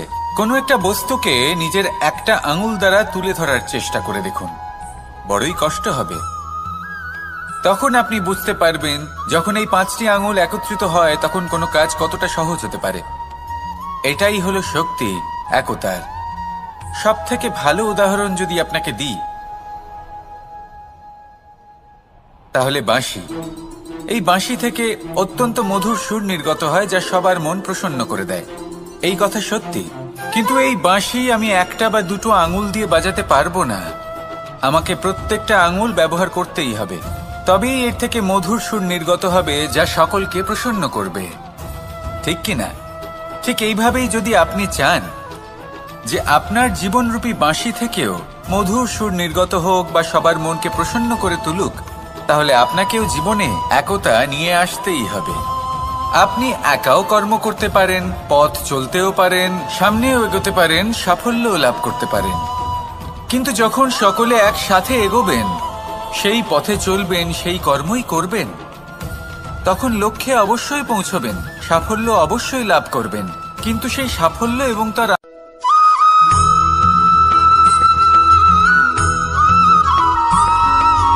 ফিরে আসছিলেন এবং তাদের ফেরার পথে হঠাৎ করে কোথাও থেকে একটি বাছুর চলে এলো। এই দুই বোন ভয়ভীত হয়ে গেলেন আর তাদের হাত থেকে সেই আটা পড়ে গেল, মাটিতে মিশে গেল। এবার এই পুরো ঘটনাক্রমে যদি কারোর বিন্দুমাত্র লাভ হয়ে থাকে, বিন্দুমাত্র আনন্দ পেয়ে থাকে, তাহলে সে কে? সেই ছোট বোন যিনি মাঝে মাঝেই গমের দানা তুলছিলেন এবং খাচ্ছিলেন। কিছুটা হলেও উনি আনন্দ লাভ করেছিলেন। এবার এরকমই হলো আমাদের জীবনে ভক্তি এবং ভালোবাসা সংক্রান্ত বিষয়। মানুষ নিজের জীবনের দৈনিক কাজে এতটাই ব্যস্ত হয়ে পড়েন, প্রত্যেকদিন শুধু কাজ কাজ কাজ কাজ করতে থাকেন, আর তাতে ভক্তি এবং ভালোবাসার জন্য সময় বার করতেই পারেন না। দেখুন, জীবনে ভক্তি আর প্রেমের এই যে ছোট ছোট মুহূর্ত আছে, এগুলো যদি আপনি যাপন করতে পারেন তাহলে তাতেই আপনি তৃপ্তি লাভ করবেন। বাকি সবই আপনার ব্যর্থ বলেই মনে হবে। জীবনে যখনই আপনি কোনো কাজ করবেন, ঈশ্বরের প্রতি সমর্পিত হয়ে সেই কাজ করুন। আর যখনই সময় পাবেন তাহলে সেই সময় নিজের আপনজনদের দিন, যাদের আপনি ভালোবাসেন তাদের প্রতি যত্নবান হন, তাদের শুভাকাঙ্ক্ষী হন। এই প্রেম আর ভক্তির ছোট ছোট মুহূর্তগুলো আপনার জীবনকে চরিতার্থ করে তুলবে। আসুন আমার সাথে ভালোবেসে বলুন, রাধা রাধা।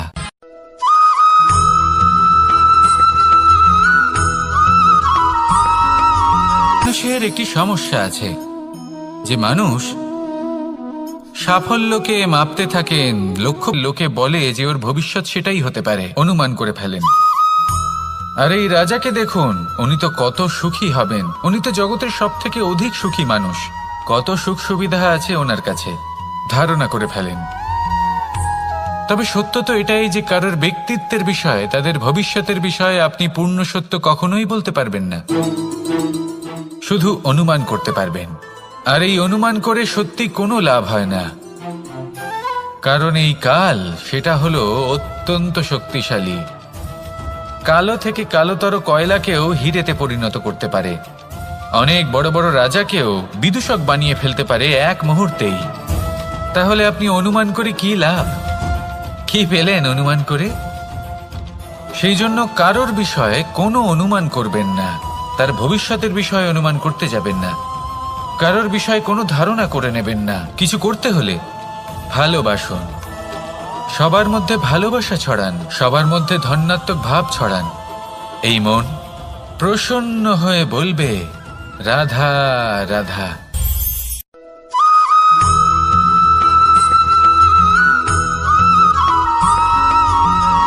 মানুষ ভাবেন যে ধন অর্জন করা হলো অত্যন্ত গুরুত্বপূর্ণ।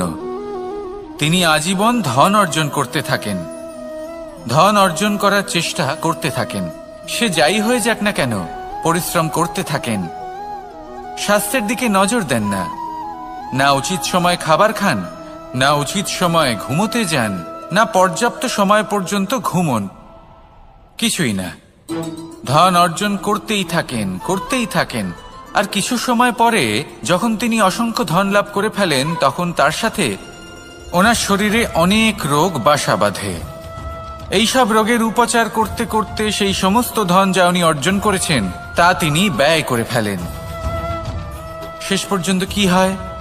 আমরা যেভাবে এসেছি ঠিক সেইভাবেই ফিরে যাই, ধন এখানেই থেকে যায়। দেখুন, একটা অত্যন্ত গুরুত্বপূর্ণ কথা রয়েছে যে আপনার বোঝা উচিত। এই যে ধন, তার ব্যবহার করুন জীবনকে আরো ভালো করে তোলার জন্য। ধনের সদ্ব্যবহার করা উচিত, এমন যেন না হয় এই ধন আপনাকে ভোগ করে ফেলে। এই জীবনকে নিশ্চিত রূপে আরো শ্রেষ্ঠ করে তুলুন। কিন্তু এই ধন অর্জন করার এই প্রক্রিয়াতে নিজের সারা জীবনকে নষ্ট করে ফেলবেন না। এই জীবন উপভোগ করতে শিখুন, আর আমার সাথে ভালোবেসে বলুন, রাধা রাধা।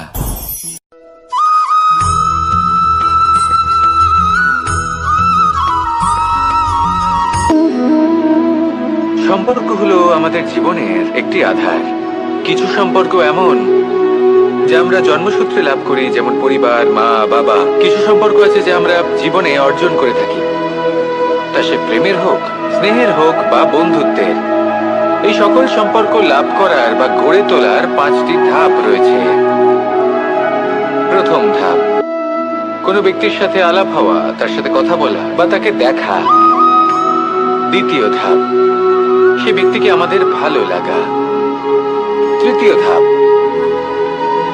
আমাদের এটা চাইতে শুরু করা যে জীবনে এই ব্যক্তি যেন আমাদের বন্ধু হন, আমাদের জীবনে থাকেন বা আমাদের কাউকে ভালোবেসে ফেলা, আর এটা আমাদের ভাবা বা চাওয়া যে সেই ব্যক্তি যেন আজীবন আমার সাথে থাকেন, আমার জীবনে আমার সাথী হয়ে। চতুর্থ ধাপ, লাভ করা। এবার এই ধাপটি অনেক মানুষের পক্ষেই খুবই সরল হয়, বড়ই সরল ভাবে নিজেদের সঙ্গীকে লাভ করে থাকেন। কিছু মানুষের জন্য এই ধাপ অত্যন্ত কঠিন হয়ে থাকে। অনেক প্রতিকূল পরিস্থিতির উপর জয়লাভ করে তারা সঙ্গীকে লাভ করেন, কিন্তু লাভ অবশ্যই করেন। এরপরে আসে পঞ্চম, অন্তিম এবং সব থেকে গুরুত্বপূর্ণ ধাপ। সেটা হলো সেই সম্পর্ক পালন করা। এটা হলো এমন এক বিষয় যা প্রত্যেক মানুষের শেখা উচিত। যদি ব্যক্তি নিজের জীবনে সম্পর্ক রক্ষা করতে শিখে যান, তবে প্রত্যেক সম্পর্ক তার জীবনকে স্বর্গ করে তুলবে। আসুন আর আমার সাথে ভালোবেসে বলুন, রাধা রাধা।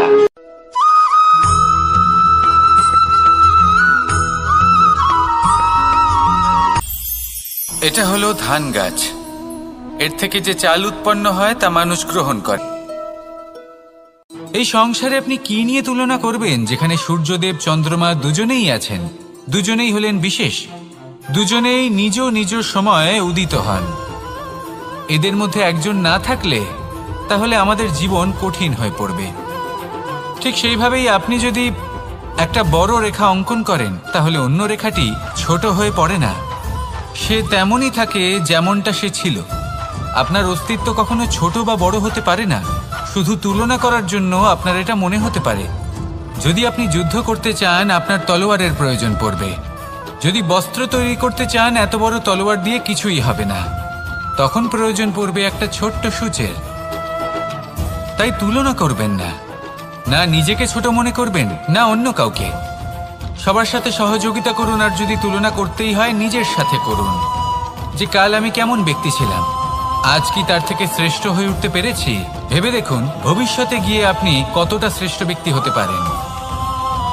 আসুন আমার সাথে ভালোবেসে বলুন, রাধা রাধা।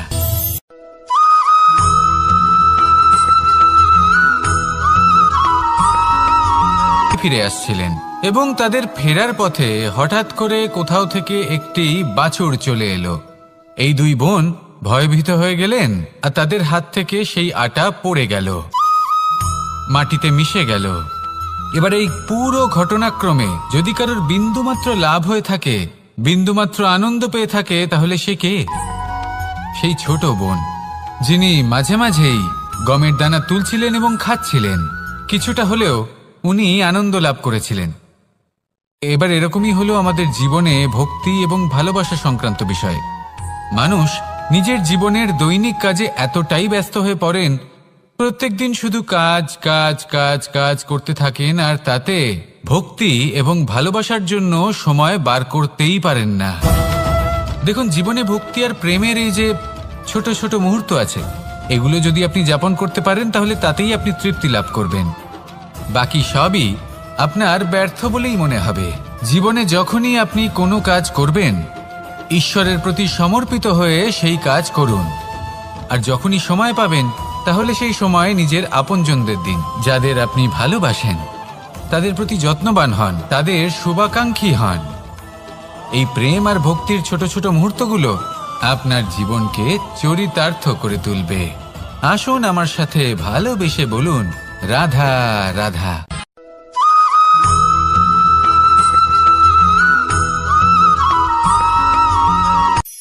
এই সংসারে সাফল্য লাভ করার জন্য জ্ঞানের প্রয়োজন হয়, পরিশ্রমের প্রয়োজন হয়, দৃঢ় নিষ্ঠার প্রয়োজন হয়, নিরন্তর চেষ্টা করা প্রয়োজনীয়।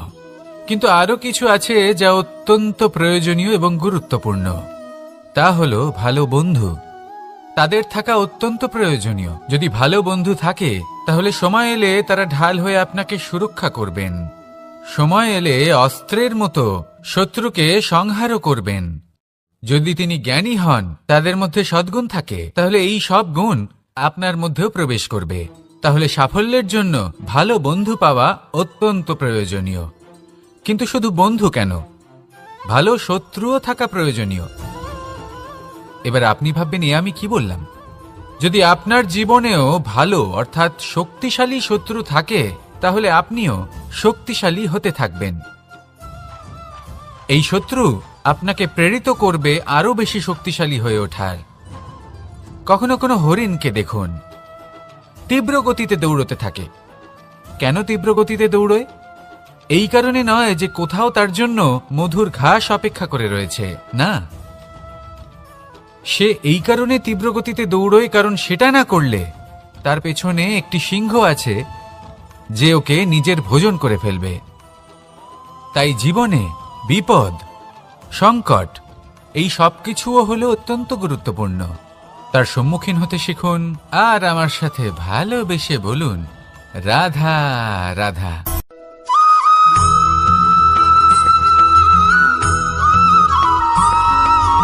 জীবনে অগ্রসর হওয়ার জন্য আমাদের কাকে প্রয়োজন হয়? মাতা পিতা, বন্ধু, প্রেম, সাহায্য, অর্থ, পরিশ্রম, আশা। ভিন্ন ভিন্ন মানুষ ভিন্ন ভিন্ন বিকল্প চয়ন করে। যদি আমি আপনাকে বলি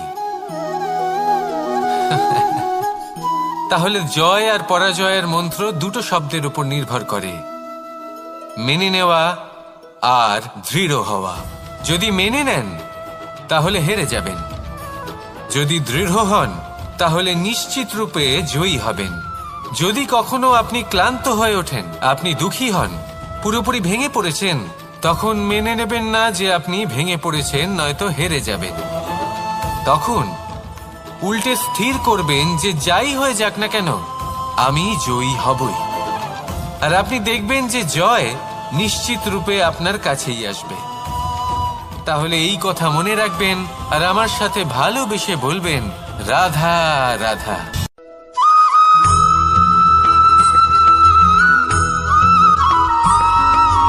জীবনে যখন কোনো ব্যক্তি নিজের লক্ষ্য প্রাপ্তির জন্য নিরন্তর পরিশ্রম করতে থাকেন, চেষ্টা করতে থাকেন, তখন তিনি কষ্ট অনুভব করেন, কখনো শারীরিক কষ্ট, কখনো মানসিক কষ্ট।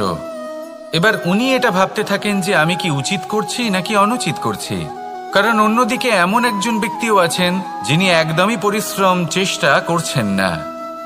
তিনি মদিরা পান করেন, বিলাসিতায় জীবন কাটান, অলস প্রকৃতির হয়ে ওঠেন, নিদ্রাতে বিলীন হয়ে থাকেন আর ভাবেন যে তিনি সুখ লাভ করছেন।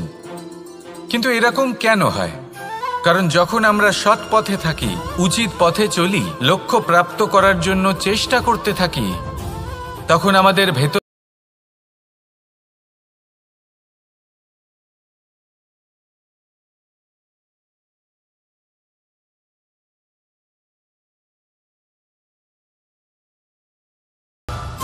এবার সেখানে যদি আমরা কুপথে চলি, অনুচিত পথে চলতে থাকি, তাহলে আমাদের ভেতরে থাকা পুণ্য এবং ধনাত্মক শক্তি আমাদের দেহ ত্যাগ করে দেয়। আর এই অনুভূতির কারণেই আমরা সুখ অনুভব করি। কিন্তু কখনো ভাববেন যে এই সুখ বেশি সময় পর্যন্ত থাকে না।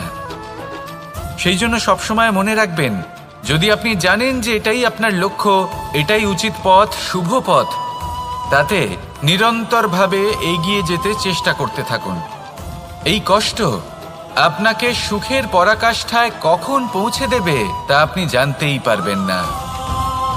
আসুন আমার সাথে ভালোবেসে বলুন, রাধা রাধা।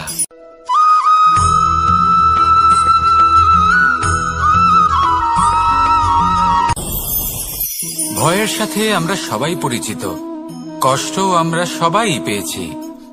কখনো কখনো আমরা অসুস্থ হয়ে পড়ি, আর এমন সময় হলে মাতার মমতা, কখনো বাবার স্নেহ, কখনো বন্ধুদের পাশে থাকার অনুভূতি আমাদের রোগ নিরাময়ে সাহায্য করে। কখনো যদি আমরা নিরাশ হয়ে পড়ি, তখন যদি আমাদের কোনো আপনজন আমাদের দুটো ভালো কথা বলে, তখন আমাদের মনোবল বেড়ে যায়। ঠিক তেমন সংসারের এই রঙ্গমঞ্চে যদি আপনি পীড়িত অনুভব করেন, কিছু শুভ কথা আলোচনা করুন, কিছু স্তুতি গান করুন, কিছু মুহূর্তের জন্য হলেও নিজের ইষ্টদেবের কথা স্মরণ করুন আর প্রার্থনা করুন। সাহস বাড়বে, শক্তিও বৃদ্ধি পাবে এবং সামনে এগিয়ে চলার পথও দেখতে পাবেন। তখন এই মন প্রসন্ন হয়ে বলবে, রাধা রাধা।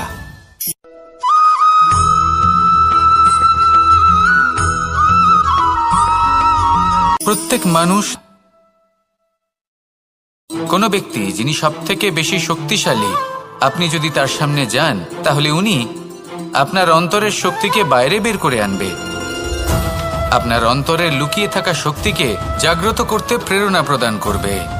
তিনি হলেন বড় ব্যক্তি, তিনি হলেন মহান ব্যক্তি। তিনি নন যিনি নিজের বল এবং ঐশ্বর্য দ্বারা আপনাকে তার সামনে ছোট প্রমাণ করবেন। এবং সেই জন্য মহাদেব আমার আরাধ্য হলেন আমার খুব প্রিয়। কারণ রাজা হোক বা ফকির, কেউ যদি ওনার সামনে যান তাহলে সে নিজেকে ছোট মনে করেন না। আপনিও যদি জীবনে অনেক বড় হতে চান তাহলে কাউকে কখনো নিজেকে ছোট মনে করতে দেবেন না। তার অন্তরে বড় হয়ে ওঠার প্রেরণা প্রদান করুন। আসুন আমার সাথে ভালোবেসে বলুন, রাধা রাধা।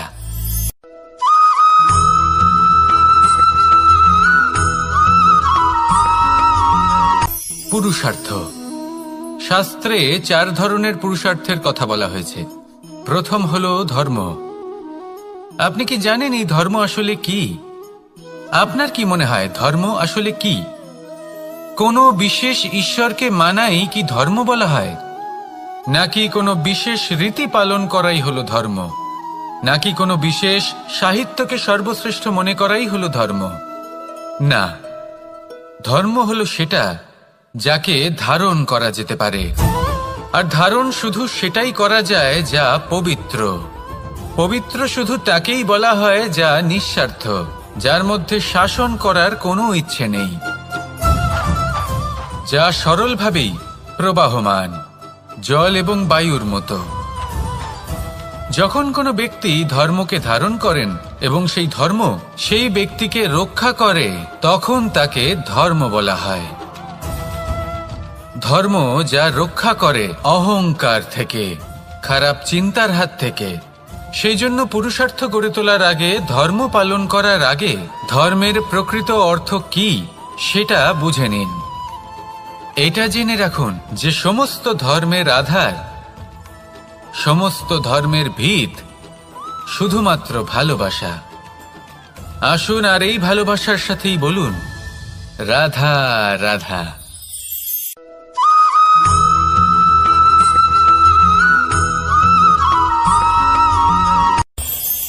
এই সংসারে আমরা প্রকাশ কোথা থেকে পাই? এর উত্তর বড়ই সরল। ভোরে যখন সূর্যোদয় হয় তখন প্রকাশের কিরণ আমাদের ঘরে এসে পৌঁছয়। এইভাবেই আমরা প্রকাশ লাভ করি। এবার এই প্রকাশের আলোতেই আমরা সারাদিনের কাজ সম্পন্ন করি। সন্ধে হয়ে যায়, সূর্যাস্তও হয়ে যায়। আর আমাদের ঘর যাতে অন্ধকার না হয় তার জন্য আমরা একটা প্রদীপ প্রজ্বলিত করি। এটাই ঘটে আমাদের জীবনেও।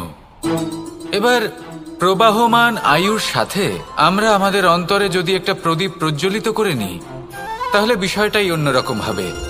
এবার আপনি বলবেন কোন প্রকাশের কথা বলছি যা আমাদের অন্তরে জাগ্রত করা সম্ভব?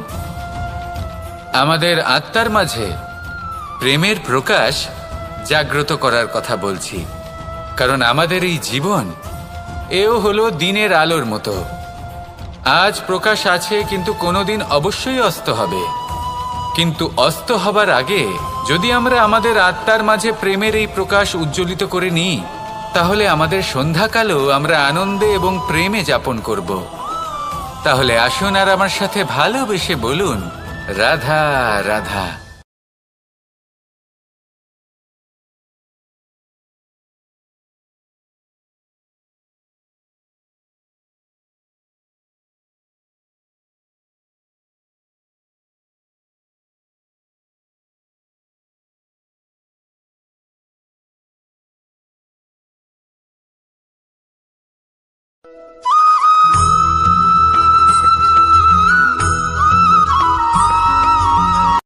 সংসারে আমাদের জীবনে যখন কোনো সুখ বা দুঃখ আসে তার জন্য আমরা কাউকে না কাউকে অবশ্যই দায়ী করে থাকি, তাই না? এই ব্যক্তি আমাদের সাথে এরকম কাজ করেছেন তাই আমার সাথে এমন হলো। ওই ব্যক্তি যদি এমনটা না করতেন তাহলে আজ আমি ওই স্থানে পৌঁছতে পারতাম। সবই আপনার দৃষ্টিভঙ্গির ওপর নির্ভরশীল, আর যদি আপনার দৃষ্টিভঙ্গি এমন হয় তাহলে তা অনুচিত। সত্যি কথা বলতে এই সংসারে ভিন্ন ভিন্ন ধরনের মানুষ আছে। এটা আপনার ওপর নির্ভর করছে কিভাবে তাদের স্বাগত জানাবেন। একবার ভাবুন, আমি আমার দুটো হাত সামনে নিয়ে এলাম, দুটো মুঠো খুলে দিলাম। দুই প্রকারের মানুষ আসবেন, কিছু না কিছু দিয়ে যাবেন। এই মুঠো যদি আমি বন্ধ করে দিই তাহলে না কেউ আমাকে কিছু দিতে পারবে, না আমার কিছু যাবে আসবে। নিশ্চয়ই বুঝতে পারছেন এই দুই ধরনের ব্যক্তি কারা এবং তারা কি দিয়ে যান।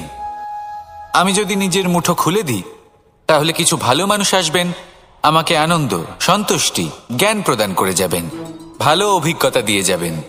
কোনো খারাপ ব্যক্তি যদি আসেন তাহলে তিনিও খারাপ অভিজ্ঞতা দেবেন, যার থেকে আমি শিক্ষা লাভ করব। এই সব কিছু আমি লাভ করতে পারি। মুঠো যদি বন্ধ করে রাখি তাহলে আমি কিছুই পাবো না। দেখুন, এই সংসারে প্রত্যেকের জীবনে এইরকম, প্রত্যেকের জীবনে সবকিছুই আছে, ভালো খারাপ দুই মানুষই আছে, ভালো অভিজ্ঞতা আছে, খারাপ অভিজ্ঞতা আছে। নির্ভর করছে আপনার ওপর যে আপনি কি করবেন, এনাদের স্বাগত কিভাবে জানাবেন, কার থেকে কি বুঝবেন, কি শিখতে পারবেন, আর কোন দৃষ্টিভঙ্গি নিয়ে অগ্রসর হবেন। এটাই নির্ধারণ করবে যে আপনার জীবন কেমন হবে। আসুন আমার সাথে ভালোবেসে বলুন, রাধা রাধা।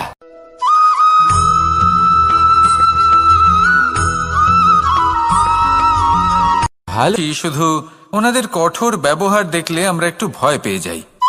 এবার ওনাদের এই কঠোর ব্যবহার আমাদের ভালো না লাগলেও অত্যন্ত আবশ্যক, কারণ মাতার থেকে আমরা যে শক্তি লাভ করি তা যেন নিয়ন্ত্রণ হারিয়ে বিধ্বংসী না হয়ে ওঠে, আমরা যেন কোনো কুপথে না চলে যাই, আমরা কখনো যেন দোষ না করে ফেলি। শুধু সেই জন্য পিতা এবং গুরু একটু কঠোর হয়ে ওঠেন, এবং ওনাদের এই কঠোর আচরণ ভবিষ্যতে গিয়ে আমরা অবশ্যই বুঝতে পারি। জীবনে কিছু বছর আমরা এগিয়ে যাই আর তারপর আমরা বুঝতে পারি যে বাবা এবং গুরু আমাদের যথেষ্ট ভালোবাসতেন, কিন্তু ওনাদের ভালোবাসার বহিঃপ্রকাশ আলাদা। প্রয়োজনীয় হলো এটা দেখার, এটা বোঝার যে শুরু থেকে আমাদের প্রতি ওনাদের আচরণ কেমন ছিল। ওনাদের কঠোর হওয়ার পেছনে ওনাদের ভালোবাসাটা বোঝার চেষ্টা করুন, ওনাদের চিন্তাটা বোঝার চেষ্টা করুন, ওনাদের পথপ্রদর্শনের আড়ালে আপনার ভবিষ্যতের জন্য যে পরিকল্পনা ওনারা করেছেন সেটা বোঝার চেষ্টা করুন। তখন আপনারা বুঝতে পারবেন ওনাদের ভালোবাসাকে।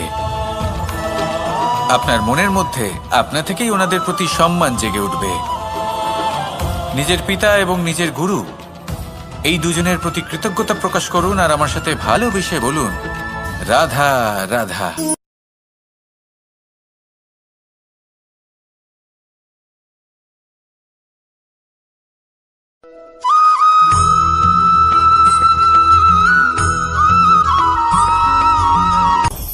আপনি কখনো পর্বতের শিখরে উঠেছেন?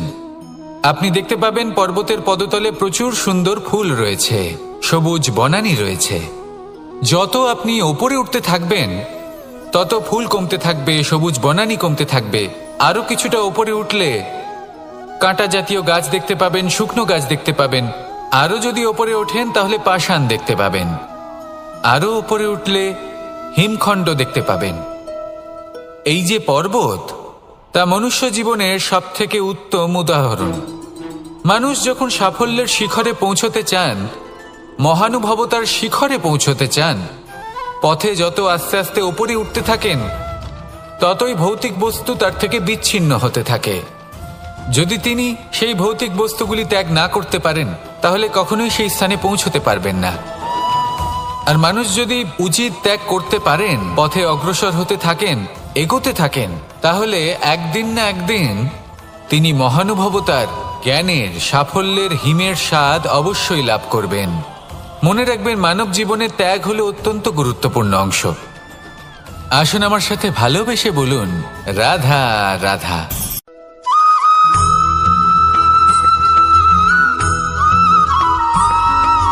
মানুষের একটি সমস্যা আছে যে মানুষ সাফল্যকে মাপতে থাকেন, লক্ষ্যপ্রাপ্তিকে মাপতে থাকেন এবং তার তুলনা করতে থাকেন যে ও এত কিছু পেল আর আমি পেলাম না। ওর কাছে এত কিছু আছে কিন্তু আমার কাছে নেই। এই তুলনা করার জন্য ওনারা দুঃখী হয়ে পড়েন, নিরাশ হয়ে পড়েন। তাই আমি একটা প্রশ্ন করছি যে এটা কি উচিত? এই সংসারে আপনি কি নিয়ে তুলনা করবেন, যেখানে সূর্যদেব চন্দ্রমা দুজনেই আছেন, দুজনেই হলেন বিশেষ, দুজনেই নিজ নিজ সময়ে উদিত হন। এদের মধ্যে একজন না থাকলে তাহলে আমাদের জীবন কঠিন হয়ে পড়বে। ঠিক সেইভাবেই আপনি যদি একটা বড় রেখা অঙ্কন করেন তাহলে অন্য রেখাটি ছোট হয়ে পড়ে না, সে তেমনই থাকে যেমনটা সে ছিল। আপনার অস্তিত্ব কখনো ছোট বা বড় হতে পারে না। শুধু তুলনা করার জন্য আপনার এটা মনে হতে পারে। যদি আপনি যুদ্ধ করতে চান আপনার তলোয়ারের প্রয়োজন পড়বে। যদি বস্ত্র তৈরি করতে চান এত বড় তলোয়ার দিয়ে কিছুই হবে না, তখন প্রয়োজন পড়বে একটা ছোট্ট সূচের। তাই তুলনা করবেন না, না নিজেকে ছোট মনে করবেন না অন্য কাউকে। সবার সাথে সহযোগিতা করুন, আর যদি তুলনা করতেই হয় নিজের সাথে করুন, যে কাল আমি কেমন ব্যক্তি ছিলাম, আজ কি তার থেকে শ্রেষ্ঠ হয়ে উঠতে পেরেছি। ভেবে দেখুন ভবিষ্যতে গিয়ে আপনি কতটা শ্রেষ্ঠ ব্যক্তি হতে পারেন। আসুন আমার সাথে ভালোবেসে বলুন রাধা রাধা।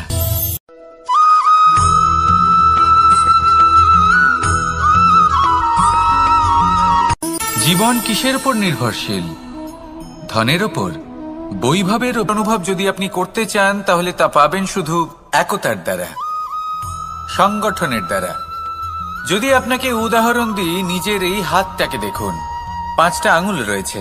কোনো একটা বস্তুকে নিজের একটা আঙুল দ্বারা তুলে ধরার চেষ্টা করে দেখুন, বড়ই কষ্ট হবে। তখন আপনি বুঝতে পারবেন যখন এই 5টি আঙুল একত্রিত হয় তখন কোনো কাজ কতটা সহজ হতে পারে। এটাই হলো শক্তি একতার। সব থেকে ভালো উদাহরণ যদি আপনাকে দিই তাহলে বাঁশি। এই বাঁশি থেকে অত্যন্ত মধুর সুর নির্গত হয় যা সবার মন প্রসন্ন করে দেয়। এই কথা সত্যি, কিন্তু এই বাঁশি আমি একটা বা দুটো আঙুল দিয়ে বাজাতে পারবো না। আমাকে প্রত্যেকটা আঙুল ব্যবহার করতেই হবে, তবেই এর থেকে মধুর সুর নির্গত হবে যা সকলকে প্রসন্ন করবে, ঠিক কিনা?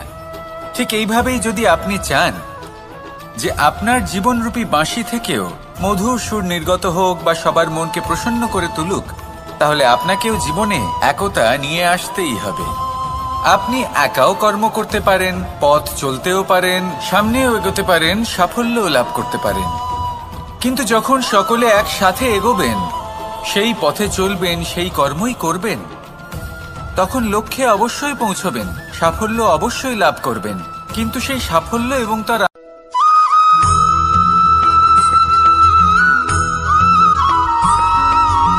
কখনো কখনো আমরা ভাবি যে কোনো ব্যক্তি যিনি ধর্মের পথে চলেছেন, যদি তার দ্বারা কোনো ভুল হয়ে থাকে তাহলে নিয়তি তাকে সেই মুহূর্তেই কঠোর শাস্তি দেন।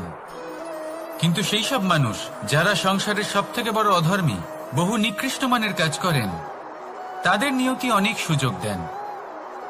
তাদের নিয়তি এরকম কঠোর প্রহার করেন না। এই ভাবনা কখনো না কখনো মনে আসেই। ভেবে দেখুন কেন?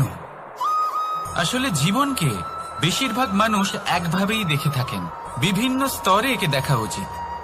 এবার আপনি বলুন, এই সংসারে কোনো অধর্মী কখনো প্রেরণার উৎস হতে পারেন? কখনোই নয়। যে মানুষ নিজের আত্মাকে মলিন করে ফেলেছেন, তিনি এই সংসারকে কিভাবে প্রেরণা যোগাবেন? উনি নিজেই বুঝতে পারেন না কোনটা করা উচিত, ধর্ম কোনটা। তাই নিয়তি তাকে একটা সুযোগ দেন, এটা বোঝার সুযোগ দেন যে কোনটা উচিত, কোনটা ধর্ম। সুযোগ দেন নিজের বিবেক জাগিয়ে তোলার, তাকে সুযোগ দেন নিজের অন্তরাত্মার ডাক শোনার। যখন তাতেও কাজ হয় না, তখন নিয়তির কাছে একটাই পথ বাকি থাকে, আর তা হল মহাবিনাশ। মহাবিনাশ হয়তো দেরিতেই আসতে পারে, কিন্তু তা অবশ্যই আসবে। আর যখন মহাবিনাশ আসে তখন মহাবিনাশের যন্ত্রণা সমগ্র মানব জীবনের যন্ত্রণার থেকে অনেক বেশি হয়। এই কথাটা সবসময় মনে রাখবেন।